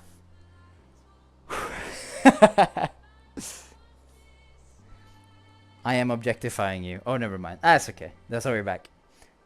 So, yeah, it is a serious conversation. It is supposed to be somewhat serious, but you don't have to be like fragile about it. Like, yeah, autism is my life, and it's something that I just can't rid of. Like some would say, it is my OS to my phone. It's my programming software. No matter how much I can try and edit it, it's still my programming software. It's still my modded game. Like, it is still my game. No matter how much I do modifications to change things, it's still the game. It doesn't change no matter how much I overhaul it. But hello, Perry. How you doing? Welcome into this very fine stream. So during that summer, Hello. I decided to learn everything about emotions, expressing myself, using my eyebrows. Because, like, in a sense, I wanted to portray my emotions to other people in a way I understood it. So like, in a sense, I wanting to push myself for other people because I wanted to be better. Because, like, there was a tiny little part in my head that probably thought, if I have autism and others have autism, others might suffer the same form of problem that I do. And so I always pushed my expression up. Like, for example, a lot of people see that my face is very malleable. Like, it always moves. You'll see it more on Varudo than you do here, or until I get a fucking Steam Deck or like a Steam VR headset or something like that with face tracking on. But, like, my eyebrows move a lot. My expressions move a lot. My face. Because I am trying to portray myself in a way other people with autism might know. Like, I have a different tone of voice when I speak. That's something like I hyper-focus on, is tone of voice. Which is pretty cool, because in a sense, the hyper-focusing of tone of voice is really good when I'm handling people who are manipulative. Like, in a sense, the hyper-focusing about emotion and expression that I have because of my own independence has caused me to notice manipulative behavior and such. Like, I will always pick out something that's wrong. Like, it is something that I will always notice. Like, if someone moves the way that they do or act the way that they act, in a sense, I start seeing it. And people already know that I'm a very blunt person, because in a sense, my logical brain of autism, it feels it's illogical to cushion when something is wrong. Like, in a sense, if you've done something wrong, I am not really that type of person who's just like, hey man, it's like really nice to like hang out with you and blah blah blah, and like keep going until it'd be like, but like there's like this one thing that like kind of been wondering me and stuff like that, and blah blah blah blah blah blah blah blah blah blah. Could you blah blah blah? For me, I will just knock on your door. I fucking just knock on your door and I fucking be like, hey, what you did there? Thumbs down, man. Do you fix it, because it's a problem. That type of conflictive behavior, like me just walking up to you and be like, hey, oh, last tracking. Be like, hey, you've done something wrong. You know, that type of behavior is not something a lot of people have been experiencing, especially recently. Like, it is something that's been like less and less now. Like, a lot of people are afraid of conflict. Conflict sucks. But for my autism, conflict is something that has to be resolved and not avoided. Because if you try and avoid conflict, but it's still around, it's still a problem. Don't know if anyone told you this, but very articulate and very pleasant to listen to ramble. Thanks. He keeps telling you, calling me biased. Yeah, it's so this is a good example of like, I have a lot of pride. Pride is my deadly sin. I am very proud of myself and my independence, but because I am so independent, in a sense, like, I don't believe others, like, in a sense, because like no matter how many years, like, unless it's like from someone like quote unquote higher than myself, like, take for example, like, if you put myself as a childhood, right?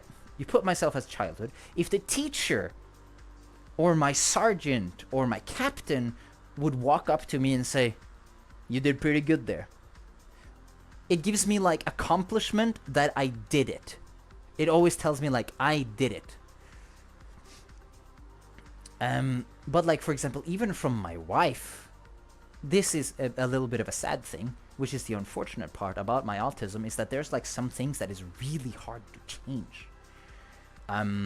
Because I was so independent my entire life, when I got with Mizu, that independence started to get touched. That sounds really weird. Like, it was something that was disrupting my independence. Because, you know, when you're independent, you're alone. You do it yourself. And then suddenly, when I was with Mizu, who is a wonderful gal, and I want to marry her a third time, a fourth time, and in every lifetime, it challenged me. Mizuki challenged myself. Because, as I've said earlier, about like me expressing my emotions, it is a mask. As I said, you know, I don't take off a mask and suddenly I am Dream.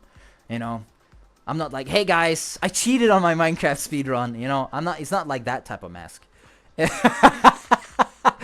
It's like, "You're not Dream, sorry. I don't have a big jaw, I don't cheat, you know, I don't go on Twitter and fucking gaslight people, you know, I don't do that type of stuff." But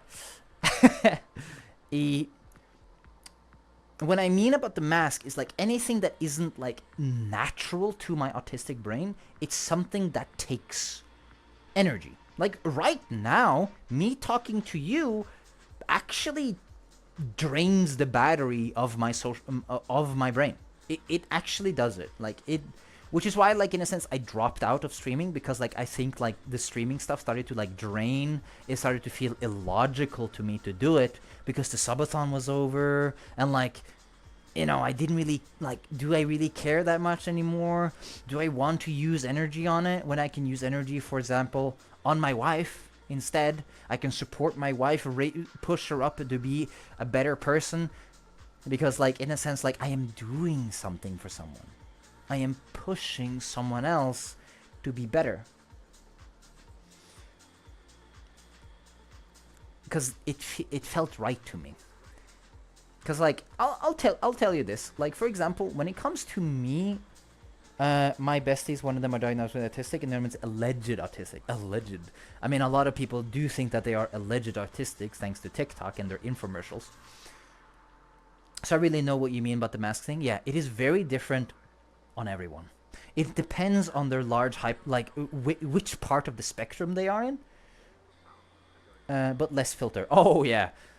Usually, it pops itself mostly up when I am tired. Like when I am tired, like tired from like a hard day's work and stuff like that. You'll know, cause I, like, in a sense, I just want to be alone. Because of my independence. It's the thing that is the very same thing that I've grown up with, which has actually forged me to be athletic, to be smart, to be quick-witted, problem-solving, to be charismatic, to be a good guy and such like that. The very same thing that has been pushing my life to its utmost limits, when it comes to Twitch, social media, and my life right now, it's the very same thing that is actually dragging me down. Because the independence is not it's not being allowed to be independent how it wanted to be. Because my independence relied on, for example, let me put in high school. When I was in high school, I woke up, I went to high school, and I was like, dude, what's up, man? High five. And like fucking, woo, you know, fucking just baller all the time. I was also a very serious person. I never laughed. Which is really strange. I was very popular, but I never laughed. As you see, happy, like, even though I was popular, I was safe. That is the feeling that my independence enjoy the most. That is like a core feeling for my autism. Safe. The thing of I'm safe for now type of deal. Like, for example, if I am at work and my boss walks up to me and says, Krok, you're a really good working employee. My independence is telling me I am now safe. For now, I am safe. You are now content. So it is a very strange thing what type of emotions will drag someone with autism. For me, it's safety and independence. And so like at school, I would walk to school and I fucking slap on with everyone, you know, say hi and like be really popular and stuff like that. I was really good at sports because like I wanted to be good at sports because my dad told me to be good at sports. And one of my besties keeps apologizing for being blunt and rude without realizing that is true. Some would take my bluntness to be very rude and arrogant, but really it's just me being straightforward. Like I am shooting a gun with my words. I am not going around or snaking it. It's just like I get straight to the topic, bang. There's no leaning around, no walking around, anything. Dang. Yeah. So going into school and doing all that stuff, talking to everyone, when school was over, for everyone else, honestly, I prefer that. For many, they do, but for many, it's hostile. For many, it is very hostile because I will point out things without being, like, in a sense, wanting to be rude. Like, in a sense, like, if I suddenly notice someone as a purely hypothetical, it is not real, totally not real, wink, wink, wink. If you are a person who suddenly only shows up when you need something from someone else, like, you know, need something. Like if I was, for example, a musician and I make music. If someone shows up to me only to talk to me about something they needed about their music, and then leave when that conversation is done, and then they do that a few times. Oh shit, the SoundCloud rapper. Yeah, what's up? Like after a while, like maybe like 2 or 3 or 4 times, or like in a time period, my brain, because that's a very fun thing with autism, is the endless recording. Subconscious recording. I don't think about it at all. It's just something that my autism just does. It's constant recording about people's behaviors. And then when I start thinking about it, those little recordings in my head to like point out of like, for example, this behavior that I talked about, just showing up when you need some help with the music. And then I will straight up go to that person and be like, hey buddy, I've just noticed the only time you talk to me is because you need something. Are we even friends? So yeah, like it's very straightforward, and for some people it might be like a gunshot. I might just show up and be like, what's up? Are we friends even? Are you just using me? Are you just trying to be a manipulative guy? For sometimes, like most of the time, it's because you're just a busy person, you're doing your own thing, and the thing that I do is music, and so the thing you want to talk to me about is music when something is wrong. Because, you know, that's usually how... Hello. Hello, fellow intergoer. Fuck you. Yeah.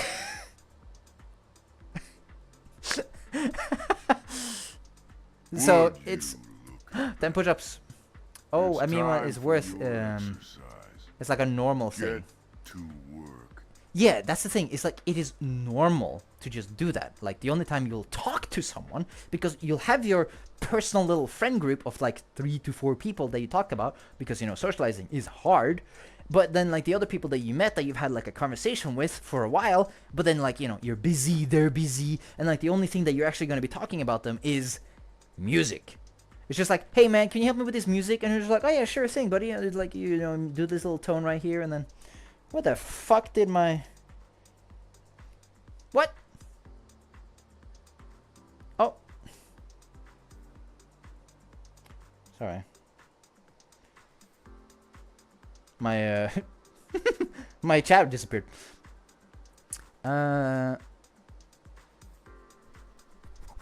So, in a sense, when this conversation is like the only thing that pops up like every 2 days or something, it's just like, are we even friends?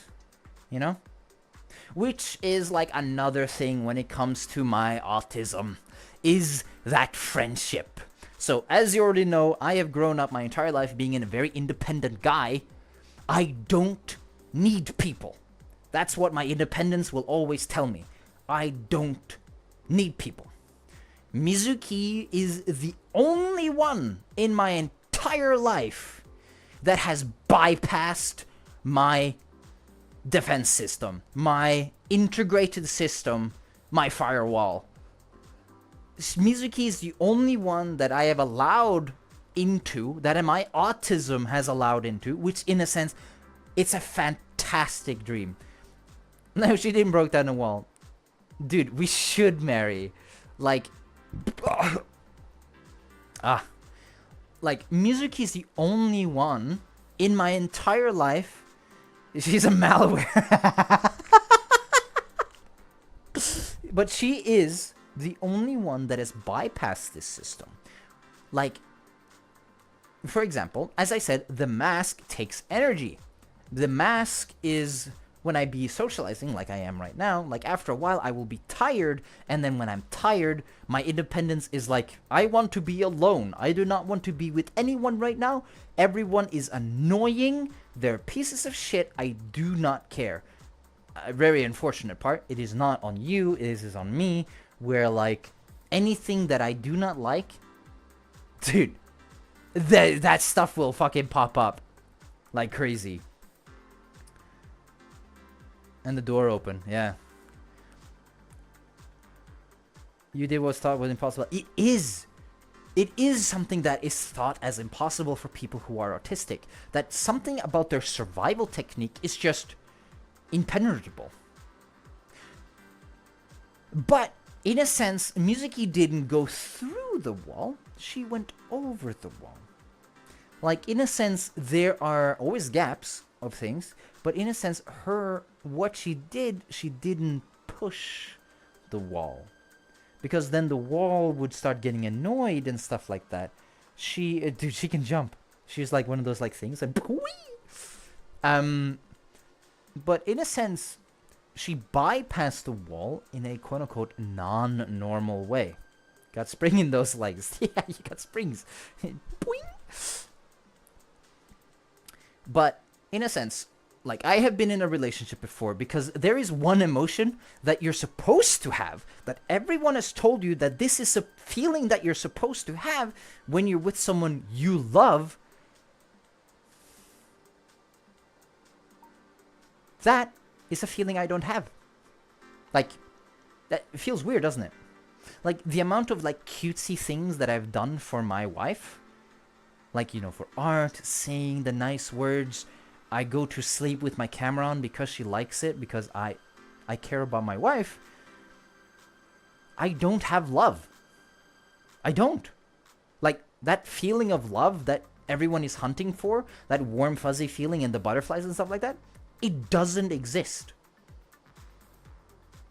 That's strange to say, right? Like, I am physically, at this moment in my point of life, I am physically incapable of feeling love.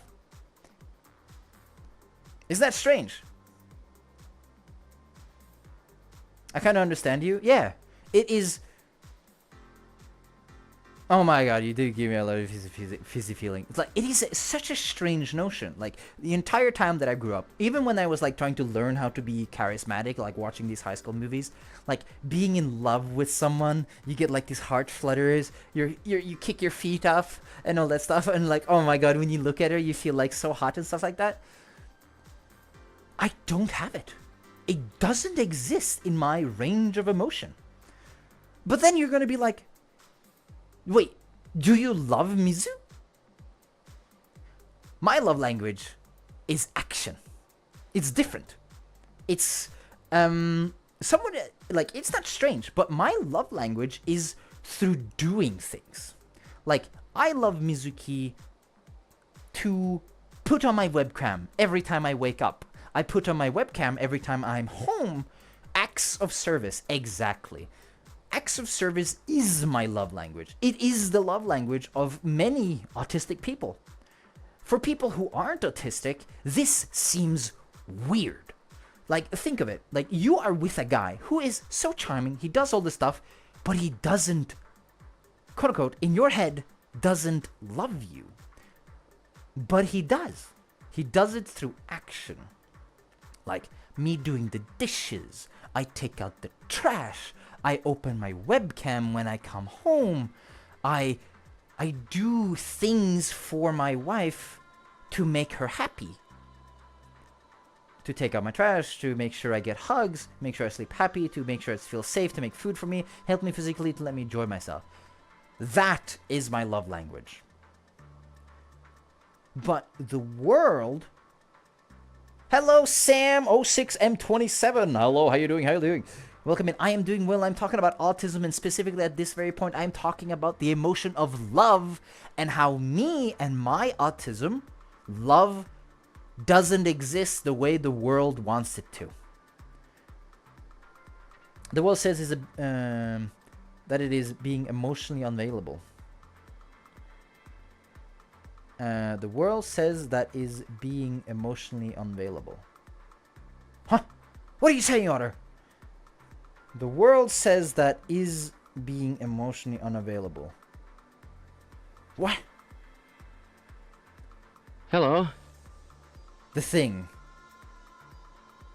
Acts of service. The world says that is being unavailable. Is being emotionally unavailable. Hello. Huh? I might not get it.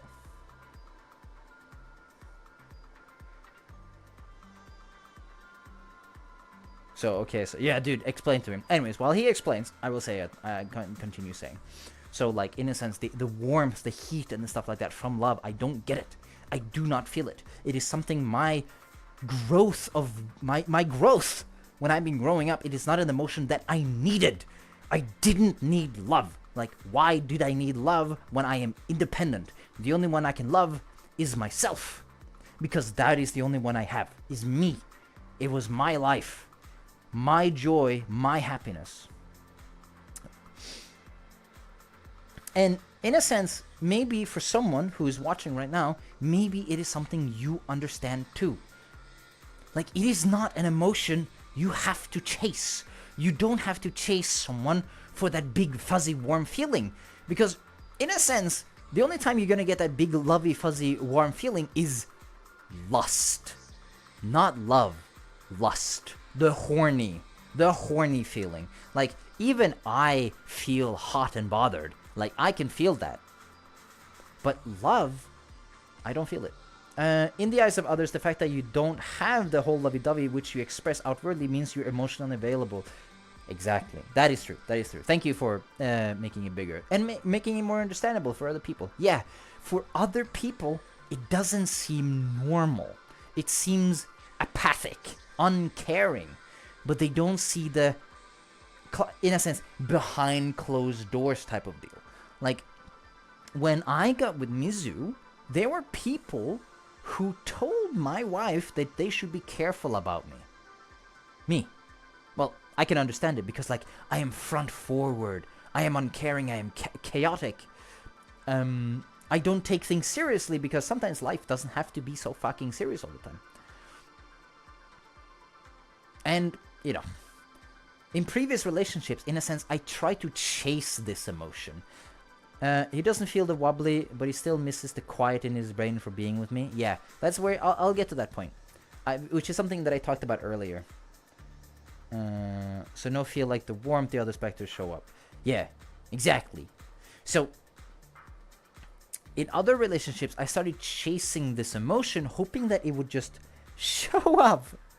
Though really, it never did. The only time I would get it is when I was horny, when I was lustful. Which is why I think VR chat is such a horny place, because people are seeking attention and, like, the nice feeling.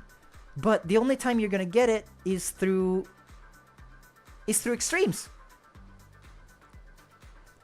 Because that is something else about autism, at least mine, is that autism dulls senses. It both hyper reacts to senses that are useful, and then they dull other senses that is not useful. For example, for me, being a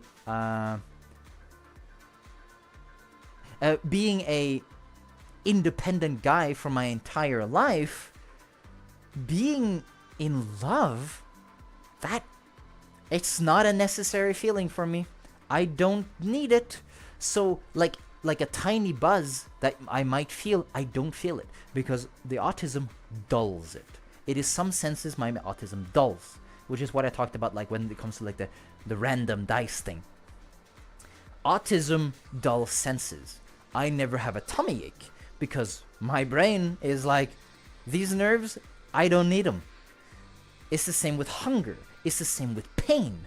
A lot of things my body dulls down because it's illogical to care. Which is strange, right? Like take for example, recently I have gotten myself into a diet because I wanted to discover myself a little bit more. And I discovered I have been starving. I have for 20 years of my life, I have not been eating enough. Because my stomach never told me it was hungry. Because like that's what people said, like when you're hungry you go eat, like if you're hungry you can go eat. But my body never told me it was hungry, so like I'm just like, well, I don't need to eat, I'm fine.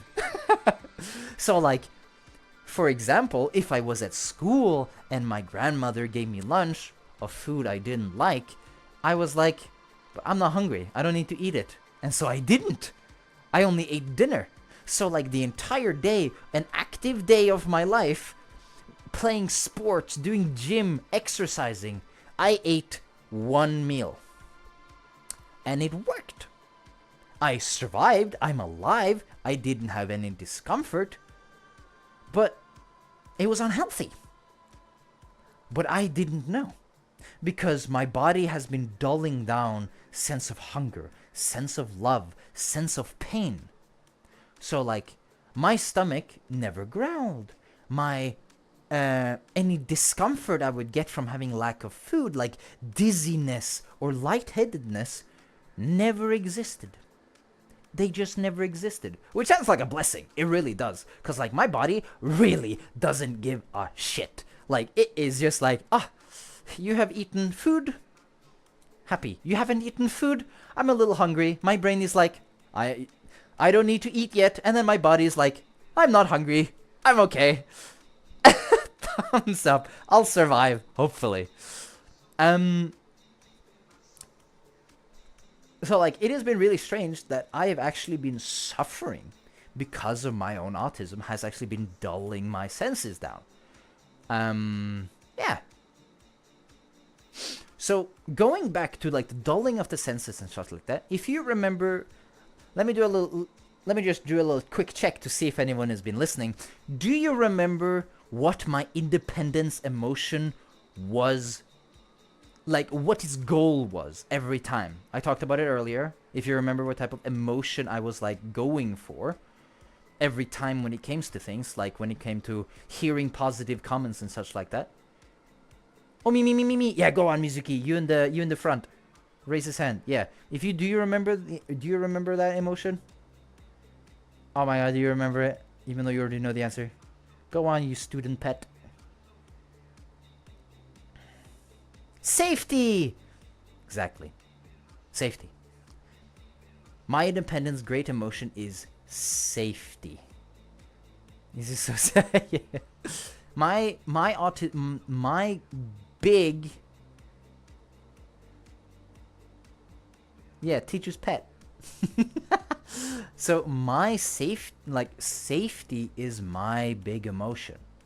It is something I have learned is my big emotion. Being safe. Because when you have an entire growing up of bullying and people telling me, don't forget to give her head pats. Oh, don't worry. She gets so much love. And going through so much hardship and stuff like that, the only thing my independence cared about is being safe. If I was good at sports, I was sort of cool. I am safe. If I did good in school, I would get better careers afterwards. I was safe. But there's a lot of things I didn't care about because I was going to go through the military, so I didn't need to care that much about school. The only thing I need to care about is not fail. Then I was safe. That word, safe. I am safe. I am surviving. My independence, biggest thing.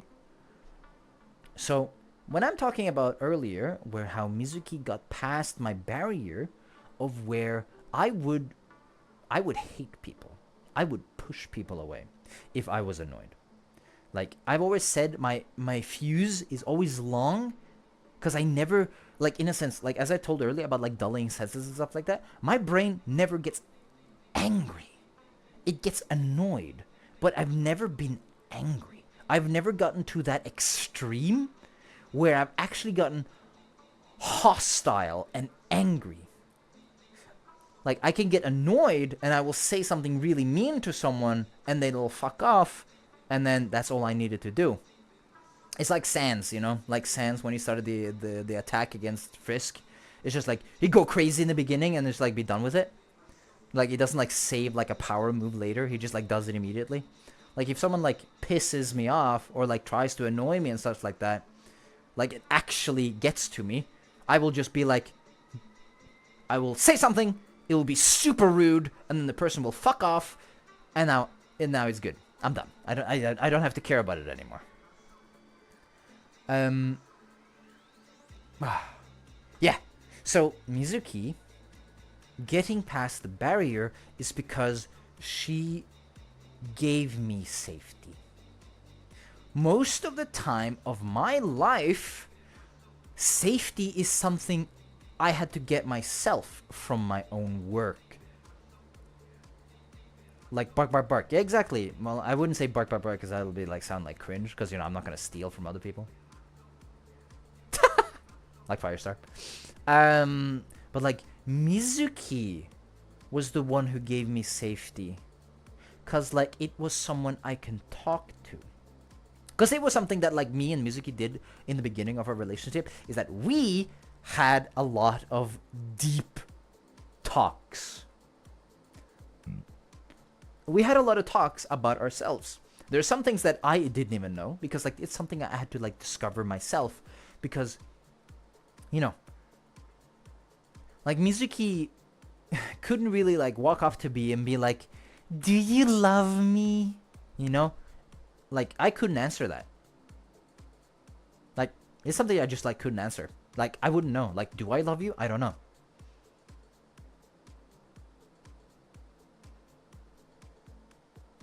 For the sake of the normal world, I don't know if I love Mizuki. For the sake of myself, I love Mizuki. Spoiler alert, he thought he was asexual. Yes! About a year ago, I thought I was asexual. I thought I actually just couldn't be lovable.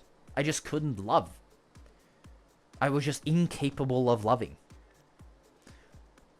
And now we're here today. I have my wife who eats my ass. So, happy days. But so Mizuki gives me this safety, and this that she's done a few times has now gone past my barrier.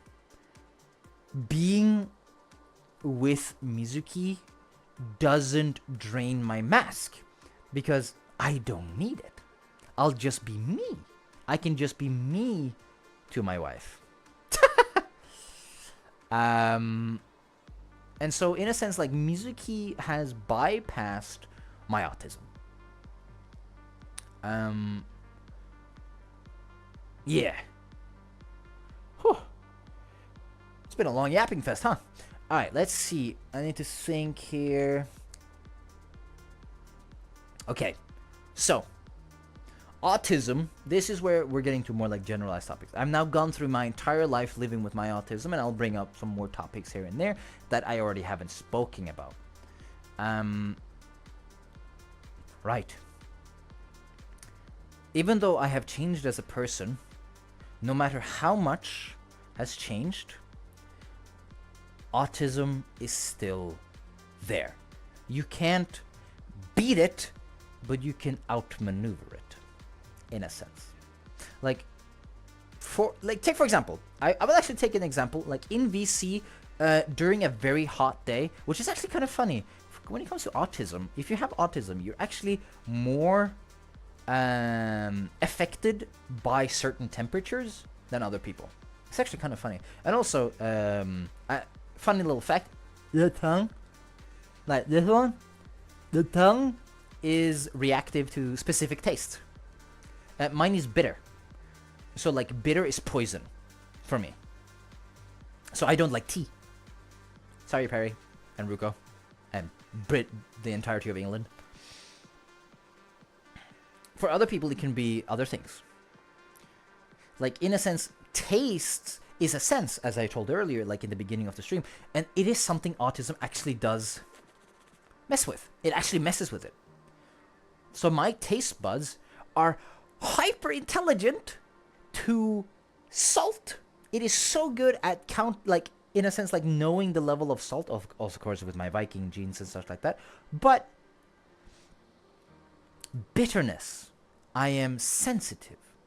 So like, for example, if I drink coffee, it tastes like sludge. If I drink alcohol, it is toxic waste to my tongue.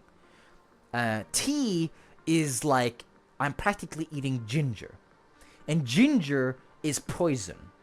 So it's really strange how it works. Like, it is nice to like understand that autism isn't just like you are just cuckoo in the head. It's actually your senses too. Like, for example, if Mizuki decides to touch me, there is many parts of my body where light touches, it doesn't exist. And when I have deep touches, like like, in a sense, if I get deep touches and like really like getting in there, like you're kneading bread, I'm talking about visual. Huh? No, I'm talking about touching. Like if someone touches me.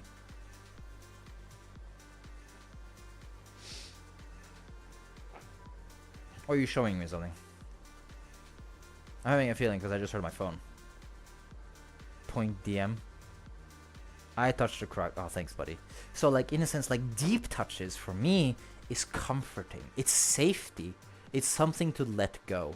Which is why I really enjoy the feeling of what my wife does to me. Like, when she eats my ass. Music against in the Discord real quick. I mean... It's serious? Okay, let me see where my phone is. There's my phone. Alright, let me check my phone.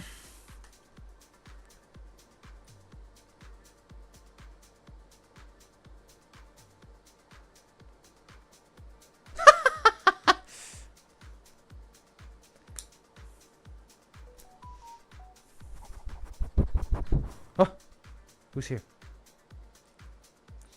Guys, I have to look at my phone for this.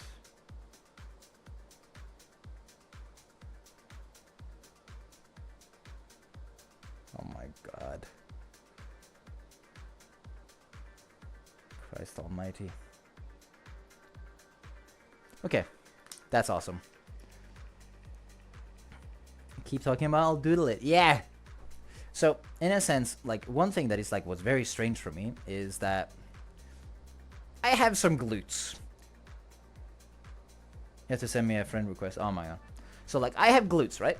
I have my ass, and the glutes are from all the exercises I've been doing, so I'm actually very proud of my ass. And Mizuki enjoys my booty.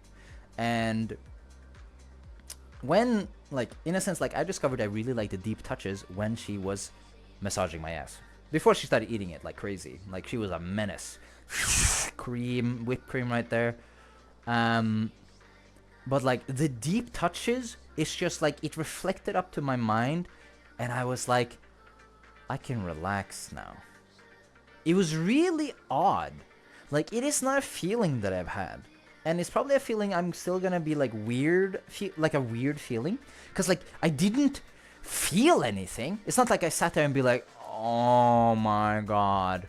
But, like, okay, I did a little bit.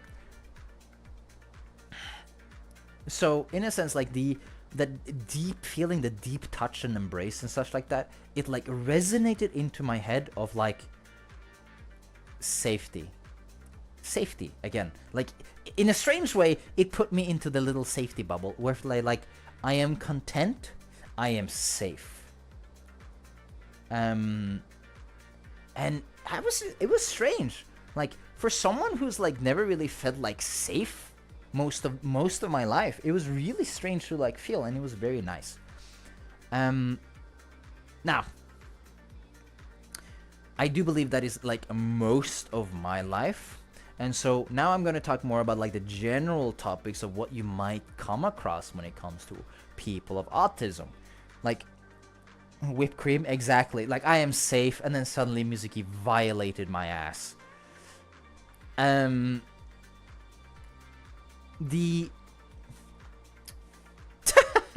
Like, in a sense, one thing that is really cool about people with autism, well, at least from my specific autism, sorry, hold on, I need to fix something.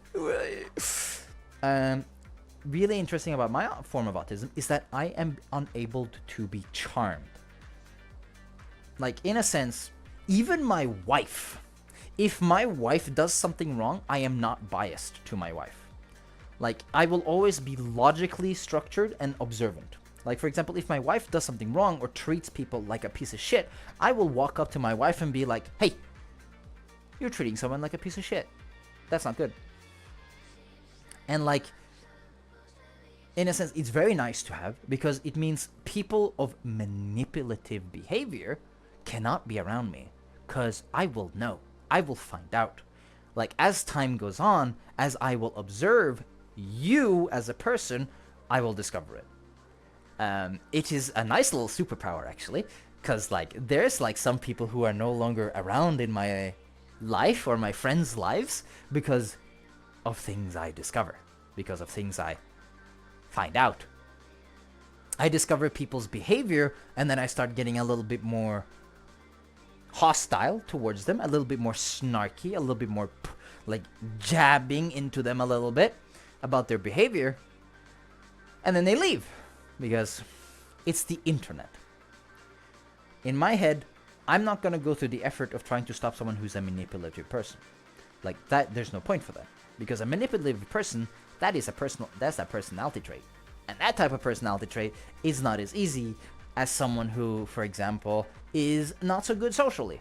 Because that is also a thing. Like, there's a big difference between someone who's manipulative and someone who is bad at socializing and just wants to be part of the topic. Because that is something that we all want. We all want, we're feeling part of something, of someone's lives, that we're important to someone. Not just yourself, but to someone else. For some people, they don't find themselves important, so they try and find their importance from other people. Which is, you know, that is a way of life. You know, trying to be like a support of someone else to feel happy about themselves. And that is something that this hyper-focus type of deal going on in my head, I can see the difference between it. So if you're still part of the community of House Tremaine, it's because you're a good person. You're genuine. in the time that I've been with you, that you are a good person, and that is something that you should take to yourself as very proud of.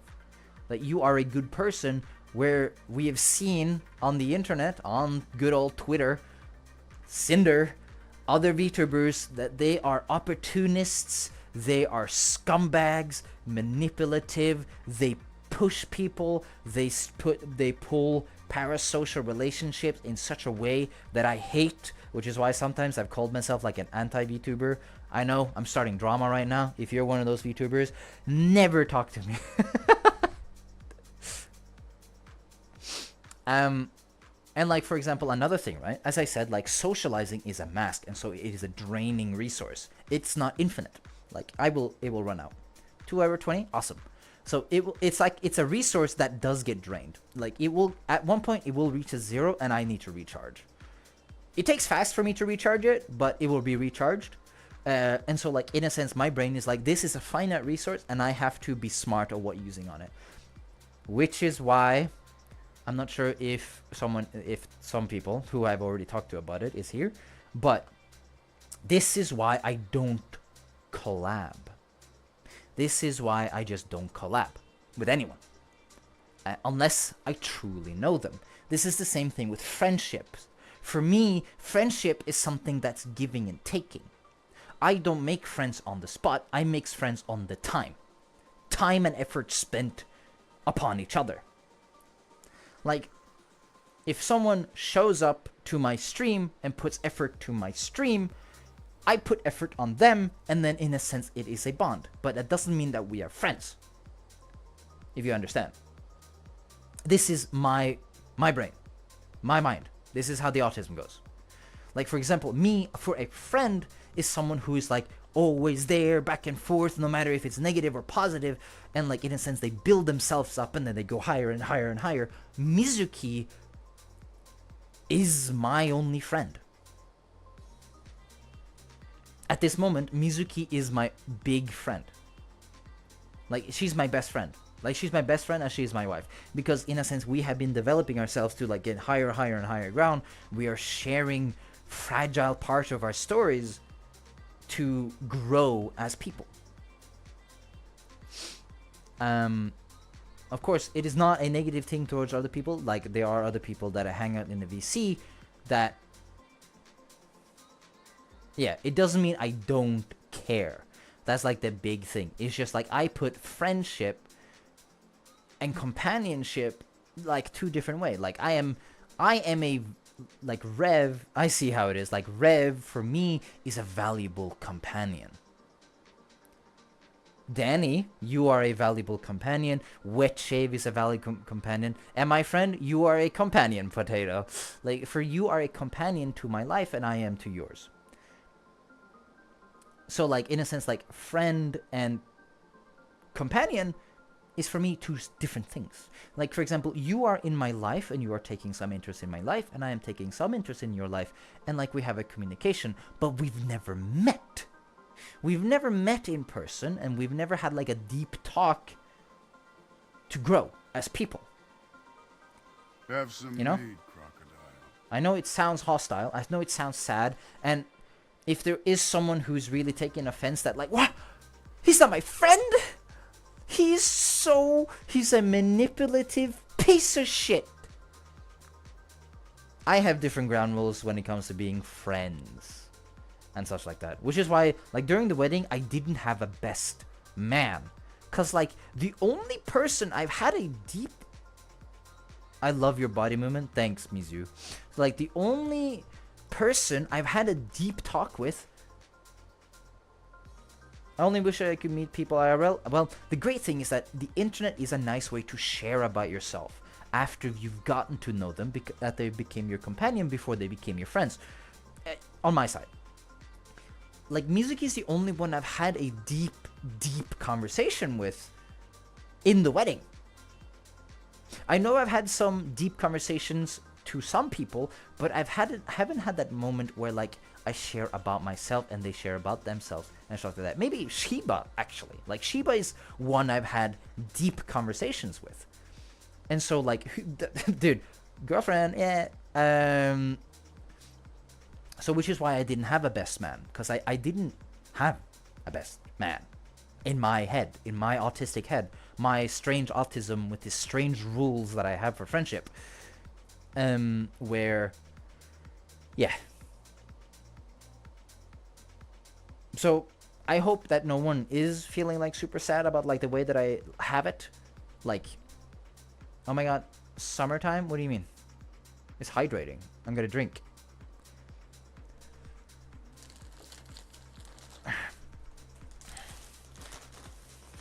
So in a sense, like, it's like rank based, bro.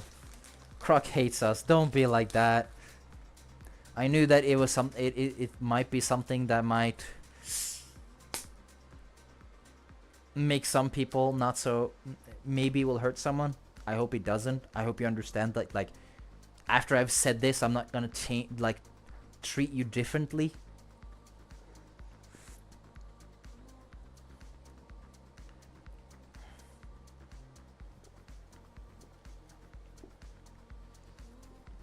Yeah. Like, as my wife said, because she's PR and such like that and trying to make things happy again. For me, because remember again, my entire life is independence and safety. Slowly looking back, oh my god. Oh my god, get back here. Oh, I didn't mean it. I didn't mean it. No, I did. I so meant it. Mwah, mwah, mwah. Like, the... As you remember earlier, my entire life has been independence and safety. And so I didn't need people. I didn't need friends. It's kind of like the less cringe version than someone who's like, I defend people behind me. I stand those next to me. And the ones against me, I crush them. It's like the less cringe version of that. It's... If you are in my life and you are a positive person, I will make an effort to help you as you help me. If you are someone that is starting to, like, for example, I have almost disowned my own mother because of the things she did. Like, do you understand how deep this goes? Like, this is not just like, oh my god, friends, he just drops friends. Like, after the weird things my mother did, I almost disowned my mom. Like, I didn't even want her to be my mother. It was recent too. Like, I was an adult. Like, she fucked up my car and got a lot of parking tickets. Like, she completely fucked up my car. My car is completely fucked. My own mother. Like, my mother fucked up my car and got so many parking tickets for like over thousands of dollars because you didn't pay them. Nice. And money. Oh, fuck. Sorry. Going back to the emotion of safety, this world, you need money. If you want to eat healthy, if you want to live, if you want to do things, you need money. So money is safety. Bless you. You.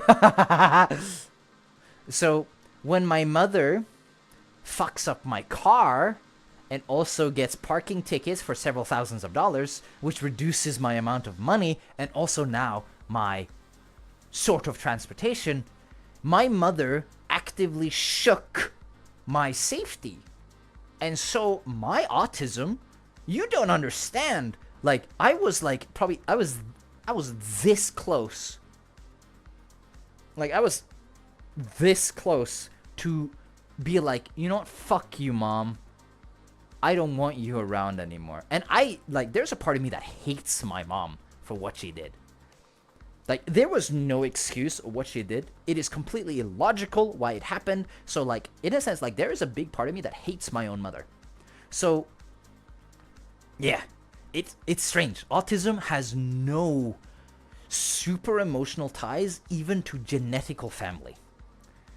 Like, people have told me I should care about my family because I have to. They're my family. But at the same time, I don't. Like, some people will be like, oh, your parents raised you. And then my autism is like, I didn't need to be born if I was a problem. Which is cynical. It's so cynical of just like how my brain is just like, but they raise you and stuff like that. But yeah, but that's on their choice. They decided to get a kid. They decided this. So yeah, fuck them. Like, if they decided to do like bad enough, like, I would completely drop my parents. Like, my father never did anything bad to me. My father only did things that made me better, and so I always respected my dad. My dad, I always respected. I had it on a pedestal, like a massive pedestal on my father. So it was really strange. Like, I really love my dad, and I really hated my mom.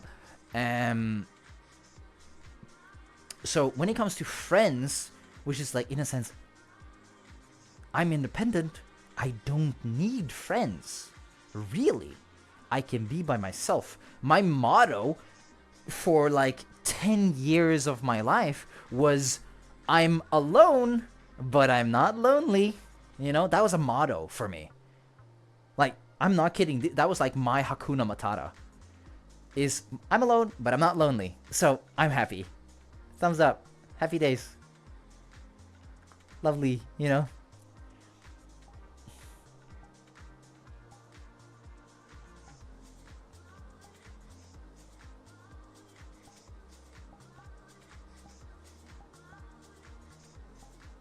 Oh, my tail bag was off. Alright, so when it goes back to friendship, when it comes to specifically, how long you want to go? Until I am done talking, until I'm done yapping. So when it comes to this, when it comes to like friendship, which is something that even other people of autism have, some people of autism I know have an eccentric way of like, I need deep connection, I need friends, I need friends, I need friends. My independence had caused me to need, I don't need friends, I don't need people. Like, in the end, I don't need people type of deal. Which it sounds very cynical.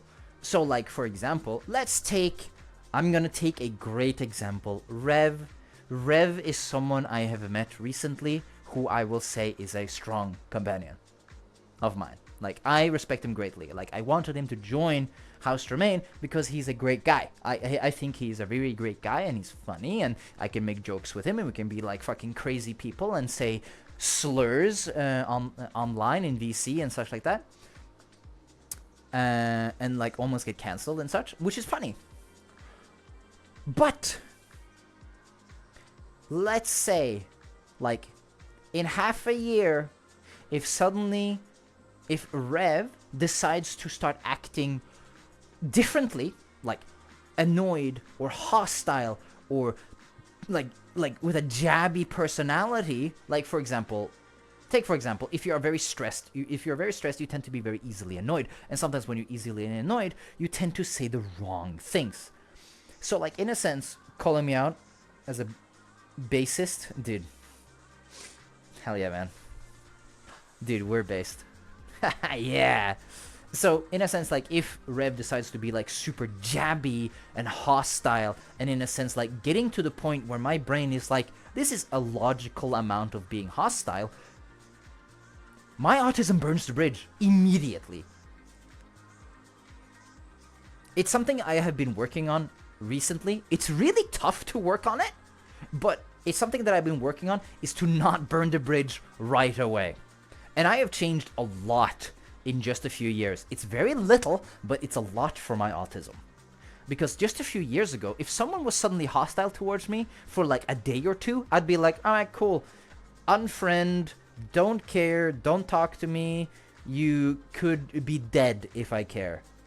Like, if I don't care about you, you might as well be dead. Hello! Jake wear panties. So do I. You just don't see them.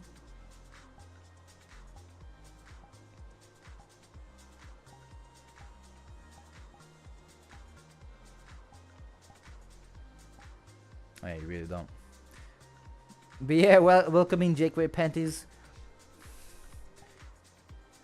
But hey, for a sub, you might. That sounds so weird. And so, like, going back to it, it's just like, so for example, if Rev suddenly decides to get like super hostile, like in a sense, like where my brain is like, this is a logical amount of hostile, I will burn the bridge.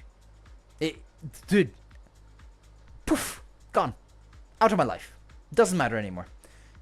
It gets to a point of where like the amount of resources I have to use on quote unquote Rev to fix it, it doesn't matter. Boom, gone, out of my life. You could have been my friend for 20 years. You could have been my mom, but anything for no, just suddenly, if your personality suddenly just like changes, same but different, but still same. Well, maybe, yeah, but like in a sense, like my empathy doesn't really exist. My empathy for other people is through my observations from my autism, but at the same time, my autism also doesn't give me empathy. If you understand it. Like take for example, right? If you're going through a lot in your life, right? You're going through a lot. Your life is stressful. Like you're going through a job that you don't like. You're doing this, you're doing that, and like something is happening and blah, blah, blah, blah, blah. And fuck, where am I going with this? Hold on, I'm trying to regather my thoughts here.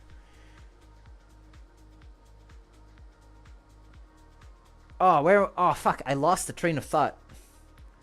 Right, you're going through a lot in your life, and you're stressful and stuff like that, and in a sense, like, if we talk and stuff like that, I will be like, I get it, you're stressed. Like, my observation, my hyper focus, I can feel your stress by the way that you're talking, the way that you're acting, and all that stuff. And then by natural way of my brain, because I am independent and the only thing that I care about is my safety, I give you advice of things to do to reduce your stress.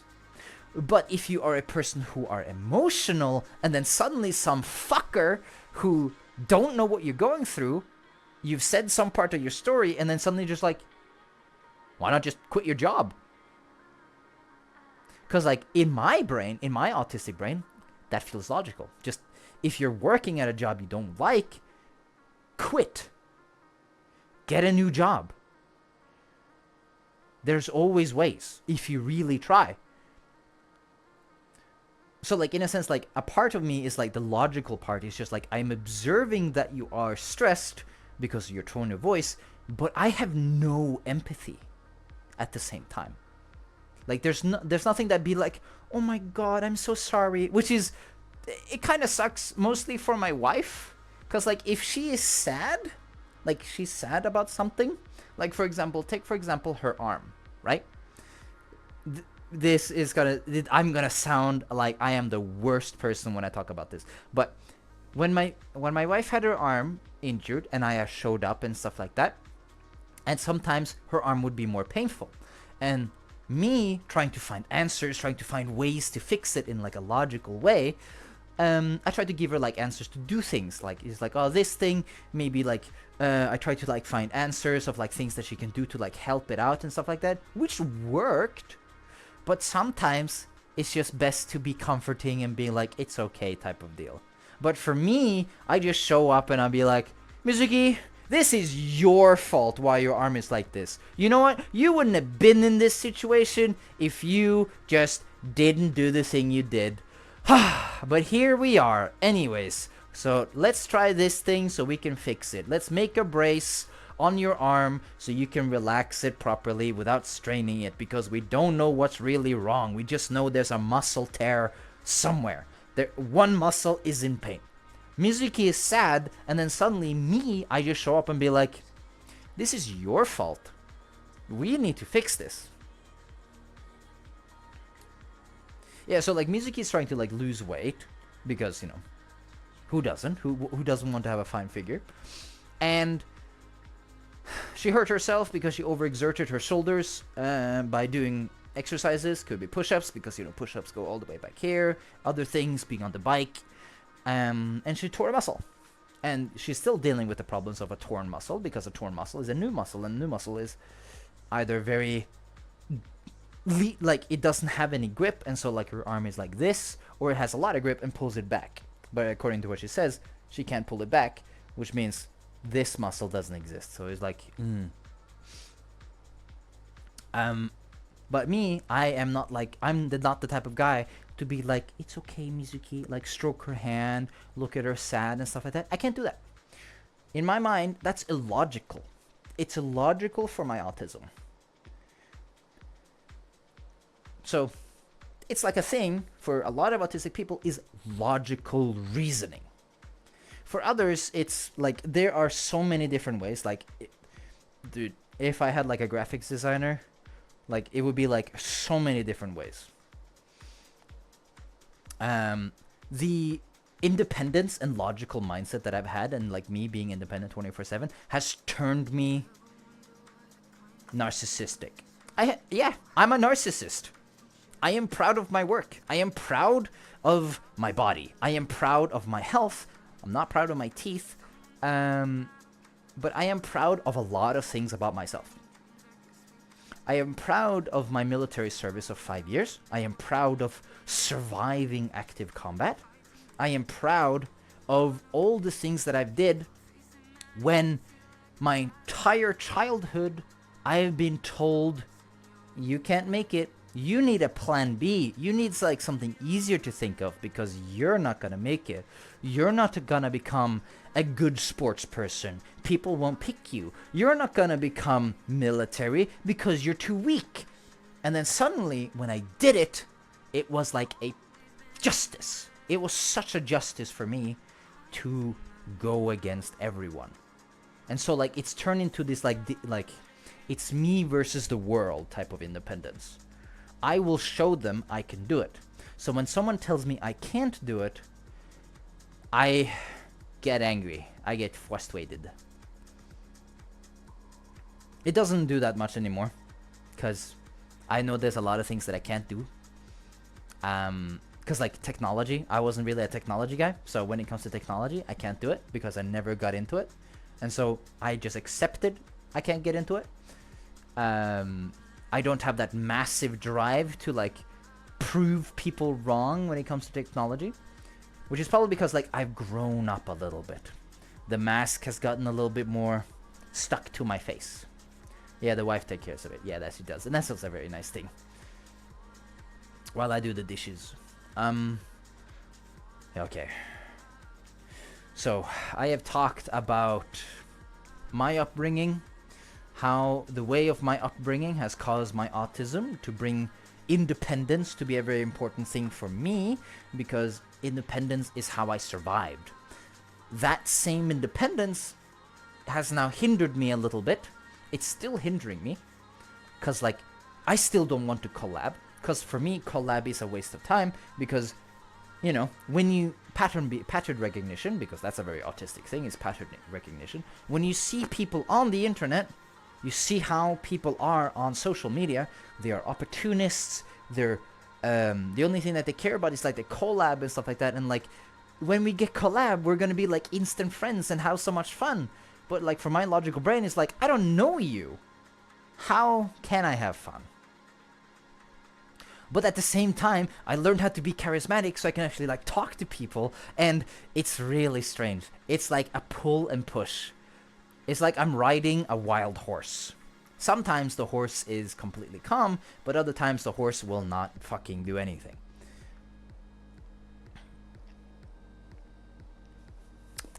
Blech.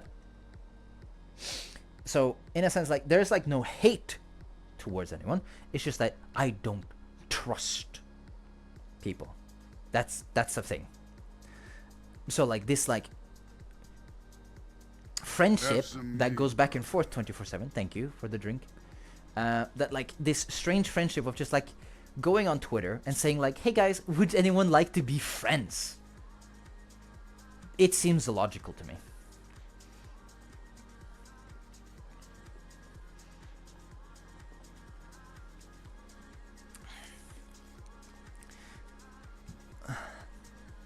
Mostly because like of the pattern recognition that I've seen, a lot of people who tend to do it, they do it because there's a chance of getting that algorithm, getting that clout on Twitter.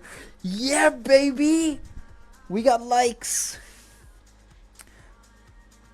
the amount of times that I've seen some people be like, oh, I'm so bad at collabing. Hey guys, anyone would like to collab? And then ignoring everyone. Whoa. So like, in a sense, it has kind of ruined me when it comes to the internet, that's for sure. Because it's a type of it's just like my brain with my finite resources of socializing. Do I want to test this person? Do I want to go through the efforts of testing this person for them to never speak with me ever again? Because that's also happened to me. I have collabed with someone, and then after that, they just poof! Oopsie daisy! They are gone. And so, like, in a sense, my brain is like, collab is a waste of time. I talk to someone I haven't really gotten much friends with, or acquaintance with, and then suddenly, poof, they're gone. Out of my life. Yippee. Yeah. Alright. I think I've talked everyone's ear off, haven't I? Does anyone have any questions? Like, at all? Is anyone alive? Except my wife? Do I still have anyone alive over there? Oh wow, there's a lot of people here. Oh wow.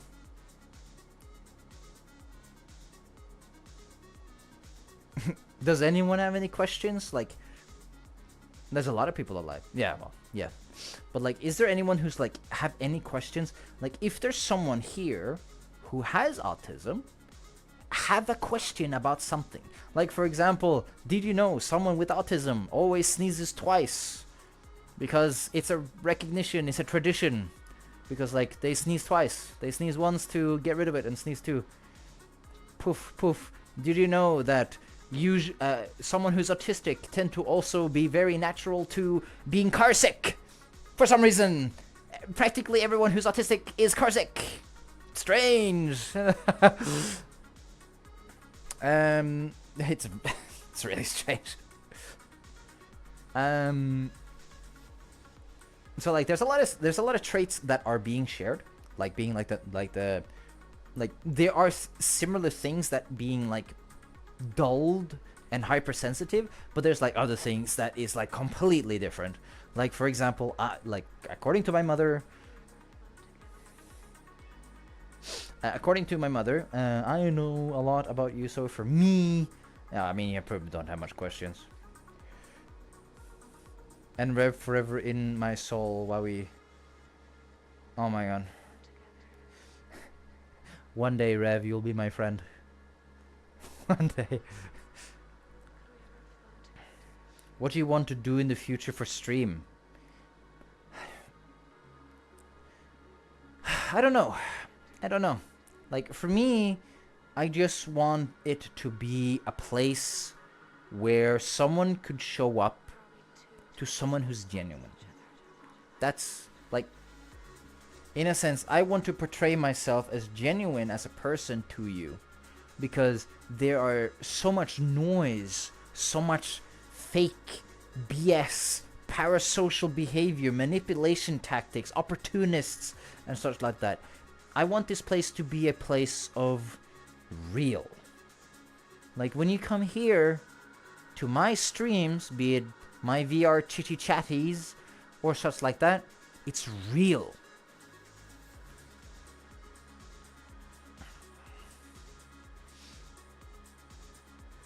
That's in a sense what I want. It's just like, I want people to feel like when they come here, it is real. You're being treated as a human being, as a creature, as a wonderful creature, a furry creature. You're treated as a person. Like, when you join here, you'll be treated as a person. I will remember you. Like, for example, I remember Sawblade. Like, Sawblade is one of my first viewers I've ever had, and I haven't streamed for over 5 months, and poof, Sawblade is one of the first people to show up. Like, yeah, it is. That's literally it. Like, I don't really have anything that's like super extravagant or stuff like that, because I go through the levels of amateur in my own way. Like, of course, now I have this, which is pretty cool. But like the techie stuff, as you see, is very bland. It's very bland compared to many people. Mizuki and Papa Krok forever in my heart. Thank you to make us laugh and all that stuff. Long live the both of you. Oh yeah, we're gonna live for a while. We're gonna live long life. So in a sense, like, it is a journey that you can join in on that is real. It will feel real to you. It's a connection where, like, in a sense, you can be yourself. Like, you don't have to be someone else or act something else. You can be who you are, just exactly who you are, and you won't be judged for it. Because, like, I know that there's, like, some people, when it comes to, like, parasocial behavior and stuff like that, like, you feel judged. Like, people don't like you because, like, you're too chatty. People don't like you because you say weird things like bark, bark, bark. But sorry, Rev was the last one who posted. And like, because of my independence, right? In a sense, like, it's still hard for me to accept being given money. Like, it is a little bit hard for me still, and it's probably going to be hard for me for a while, because in a sense, it kind of challenges my independence of getting my own money. So like, getting money from someone else is kind of like, that's kind of sucky for me. And like, oh shit, it's strange, like. And also at the same time, you know, like that sense of overjoy. That sense of overjoy that I have. Like, for example, if someone donates, I don't get like this massive feeling of like, oh my god, yippee! You know, just like, oh my god, arigato! You know, it's just, oh, they didn't have to do that. That's like my first thought process in my head. Is they didn't have to do that. Like, after my subathon was ended, it changed to, I don't want them to do that. I don't want them to give me money. Now I have to accept that anything that you guys do now will actually directly help the future for me and Mizu. Which is why I always push on the Mizu side. Because, like, in a sense, like, it helps my wife. Like it helps her. Because, like, in a sense, like, I don't value myself high enough to, like, get your money. Because, like, you know, there are streamers who are far better than me. And, like, so, like, maybe I'm just, like, putting myself, like, really low on the ground and being like, do I deserve it? Like, do I deserve this money? Is it right for me to have your money? If you understand it, like, maybe you don't understand. It's just that it is really hard for me to, like, just accept it and be happy. Of course, like, that's also an emotion that doesn't really pop up a lot. Happy. I have to go take care. You take care, Dylan. That's also an emotion that doesn't pop up a lot. Happy. Like, I don't feel happy. That sounds fucking depressing to say. But it's not wrong. Oh, chest stroke? Oh my god. Thank you. But yeah, that's actually another feeling. Like, as I talked about love, I don't feel love. I don't feel happy. I don't. Like, I don't. It's my heartbreaking. Oh my god. The chest stroke is still there.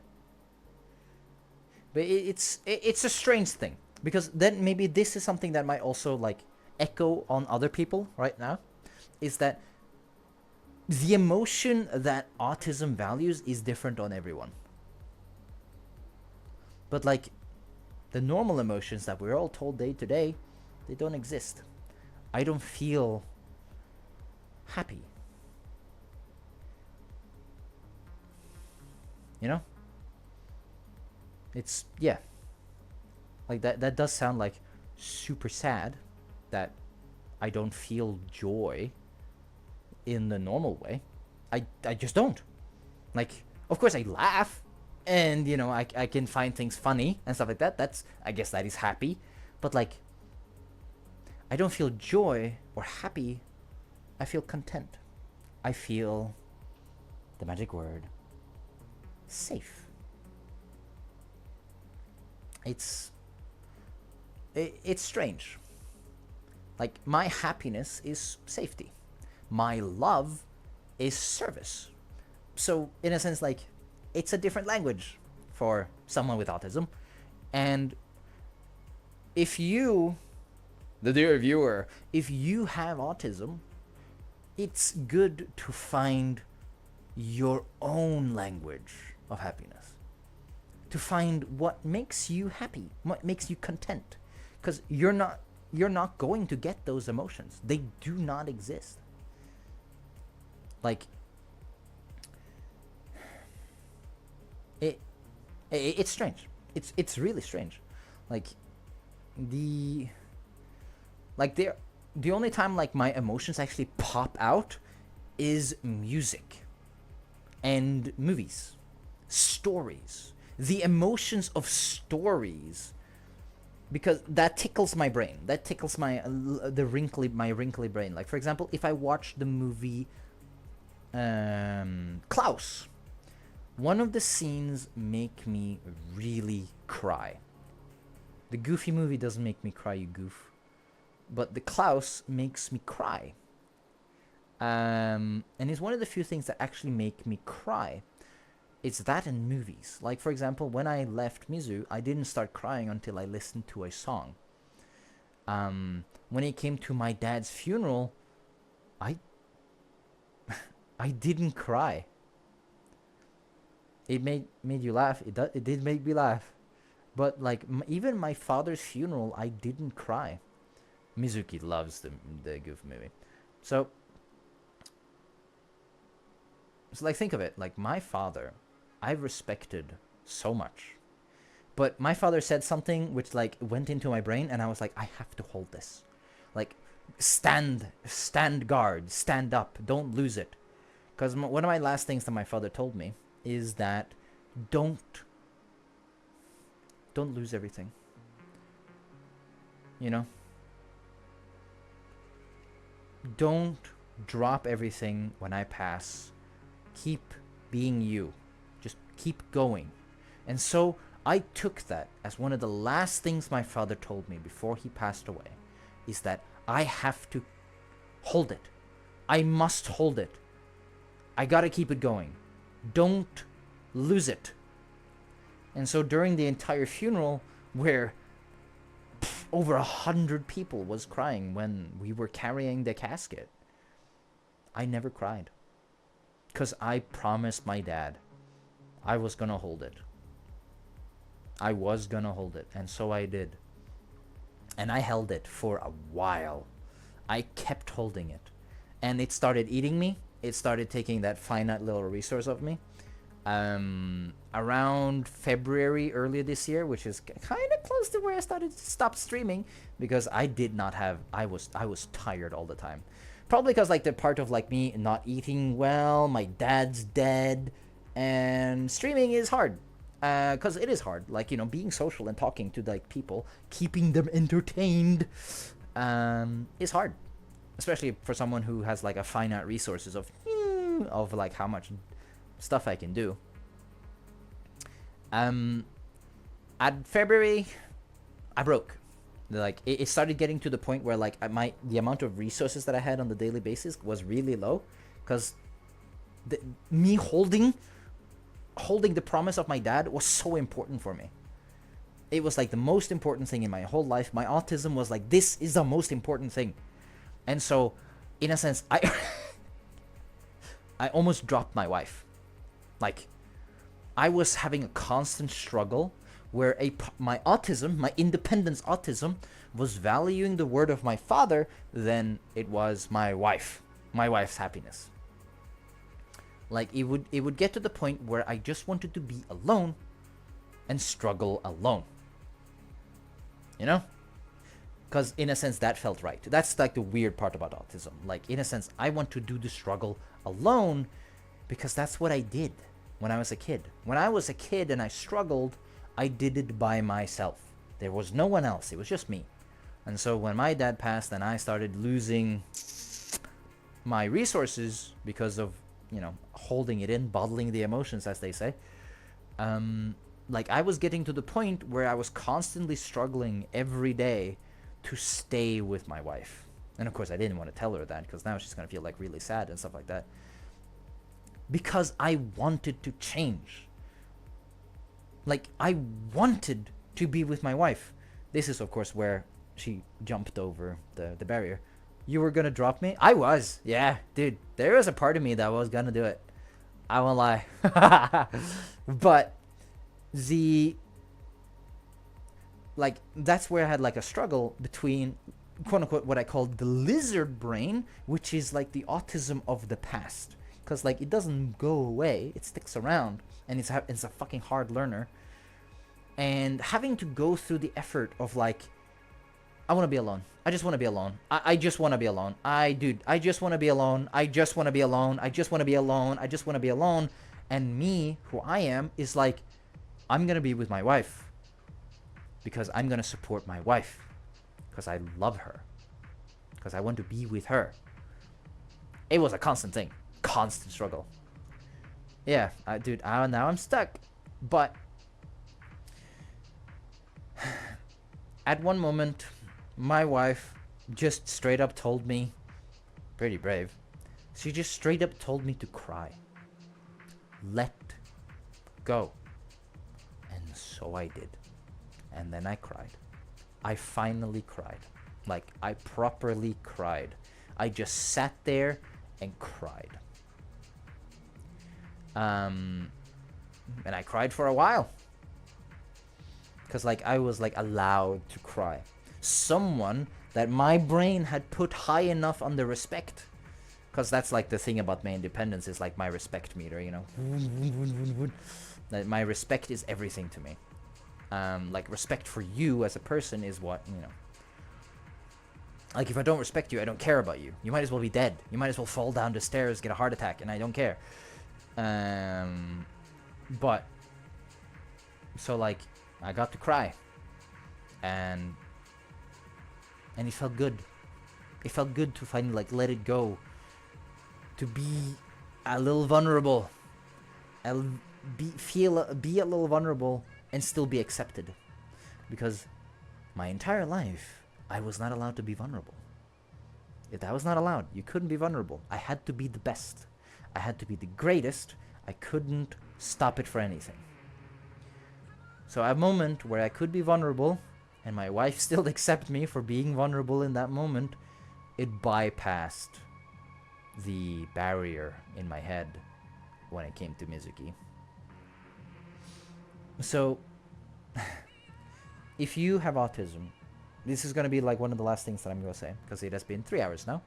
If you have autism,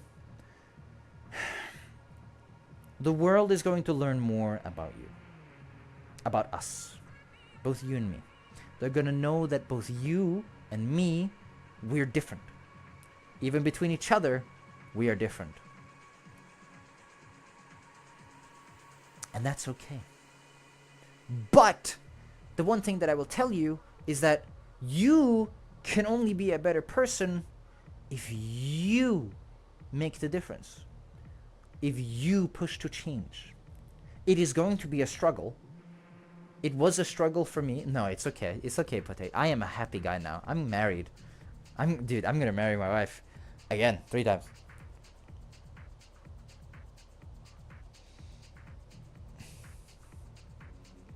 Three times, see? But you have to make an effort. And I know sometimes it is hard. And it is going to be hard. But it is worth it. You have to take the conflict to your mind, because the world is not going to be like, in a sense, the world is not going to be your friend. Like, people even though the world might more understand you, there are so many people who's not going to put themselves into the effort of trying to move around everything that ticks you off. So you, as a person, to be involved with communities, you have to change your defenses. You have to confront yourself to move past things. You have to be uncomfortable. You have to. You gotta. Because unfortunately, this world goes so fast. You'll be left behind. And then you'll be alone. And that is the worst feeling. To be not just alone, but lonely. It is a sense that a lot of people today are feeling, is that being lonely sucks. Because it does. The reason I didn't feel lonely is because it was a survival tactic for me to survive as a person. For me to not put a bullet in my brain was to be independent. And then for you, sometimes we make changes in ourselves. But always remember, autism doesn't leave you. Autism always sticks around. And that's something you just have to accept. Like I had to accept it. Like that one day, it was really hot at Mizuki's place, and I got to that point where I fucking hated everyone. I wanted practically everyone to die, except for my wife. My wife was fine. But like, I wanted to be alone. I didn't want to do anything. And then, Mizuki, I told Mizuki that I am so annoyed. Everything ticks me off. And so like, in a sense, I got up. We walked into the bedroom. I was by myself a little bit. I feel like bettering myself. Good! That's what we want. And the greatest part is, Potato, you are right now in a community that allows you to change. You are allowed to make mistakes. If you make a mistake that people don't like, and people tell me, I will tell you. I will tell you that you've done something that is not so good for the general of the people. And so you can learn. I'm not that type of guy who's just like, you're cringe. So anyways, guys, so I was talking to everyone except you. Like, it is important to know yourself. It's important to make a change. Of course, my blueprint is not going to be your blueprint, because my blueprint is because of all my suffering that I've got. My blueprint is of my life. Your blueprint is going to be different, where what you're doing now, you have to think of changes from the past. Like, now, I don't want to leave everyone, go by myself and do my own thing. I always want to be with my wife. I want to be with the one that I care about, that I want to push for better.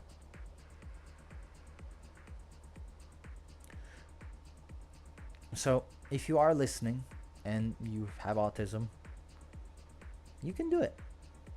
And House Dremain is the greatest place to be. House Dremain has me as Lord of the House. The guy with autism is the Lord of the House. And I have Mizuki, who is now very well versed in the worlds of autism. She will understand. Adds BRB. I will wait.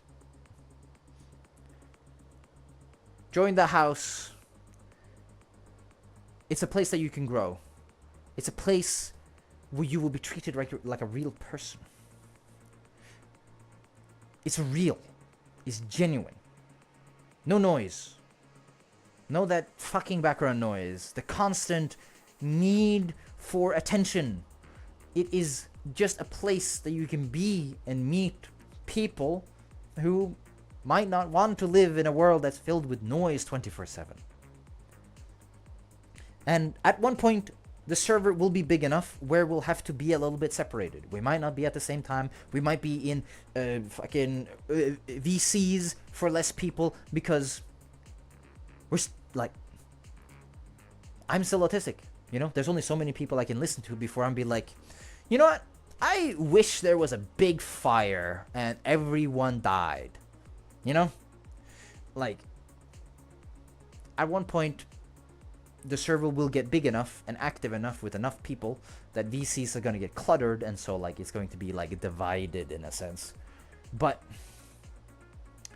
the one thing that I will tell you, if you do join House Domain and you join the VC and you're new, you just sit and be quiet. Introduce yourself.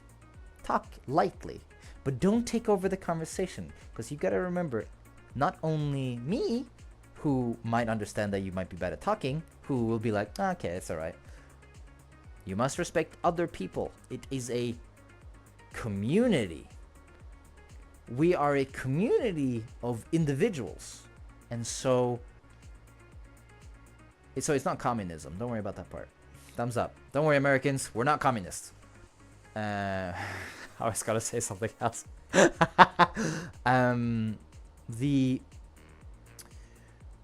The general of happiness of the community is more important than the individual, but the individual is still high and mighty. We're a cult. We're a mafia family. There are many fantastic people in the server, but I'll tell you this. If there is someone that if I discover them as a opportunist or a manipulator, and my brain has calculated in my head that one of you is a manipulator, you will not be around House Domain for much longer. That's a threat. Yeah, that's not just a warning, that was a threat. Gatekeeping is real. So if, for example, if you are bad at socializing and you join the VC or join the server and you start talking, you don't have to give us your lore right away. Start introducing yourself. Start with your name. Well, not your real name, but like their thing. Start with your name, maybe a job you do. Ask other people what they do. Learn about others as you share about yourself. Because if you just join the VC and just talk about yourself all the time, then everyone is going to think you're an egotistical person. And we don't want that, do we? Like, so, the only thing I'll tell you now is, I'll tell you good evening, and I will see you back at the house. Mizuki, you can raid now. You can see if anyone is important enough for my attention to raid. That's also why I don't raid, because like, I don't raid. I just don't raid. Because like, who's this? Oh, sorry, I said that really loud. She's his boyfriend?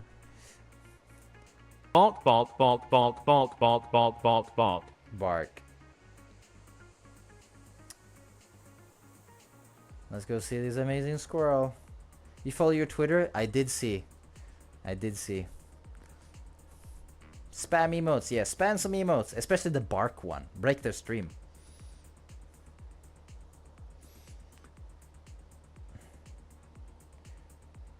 You can start. Thank you.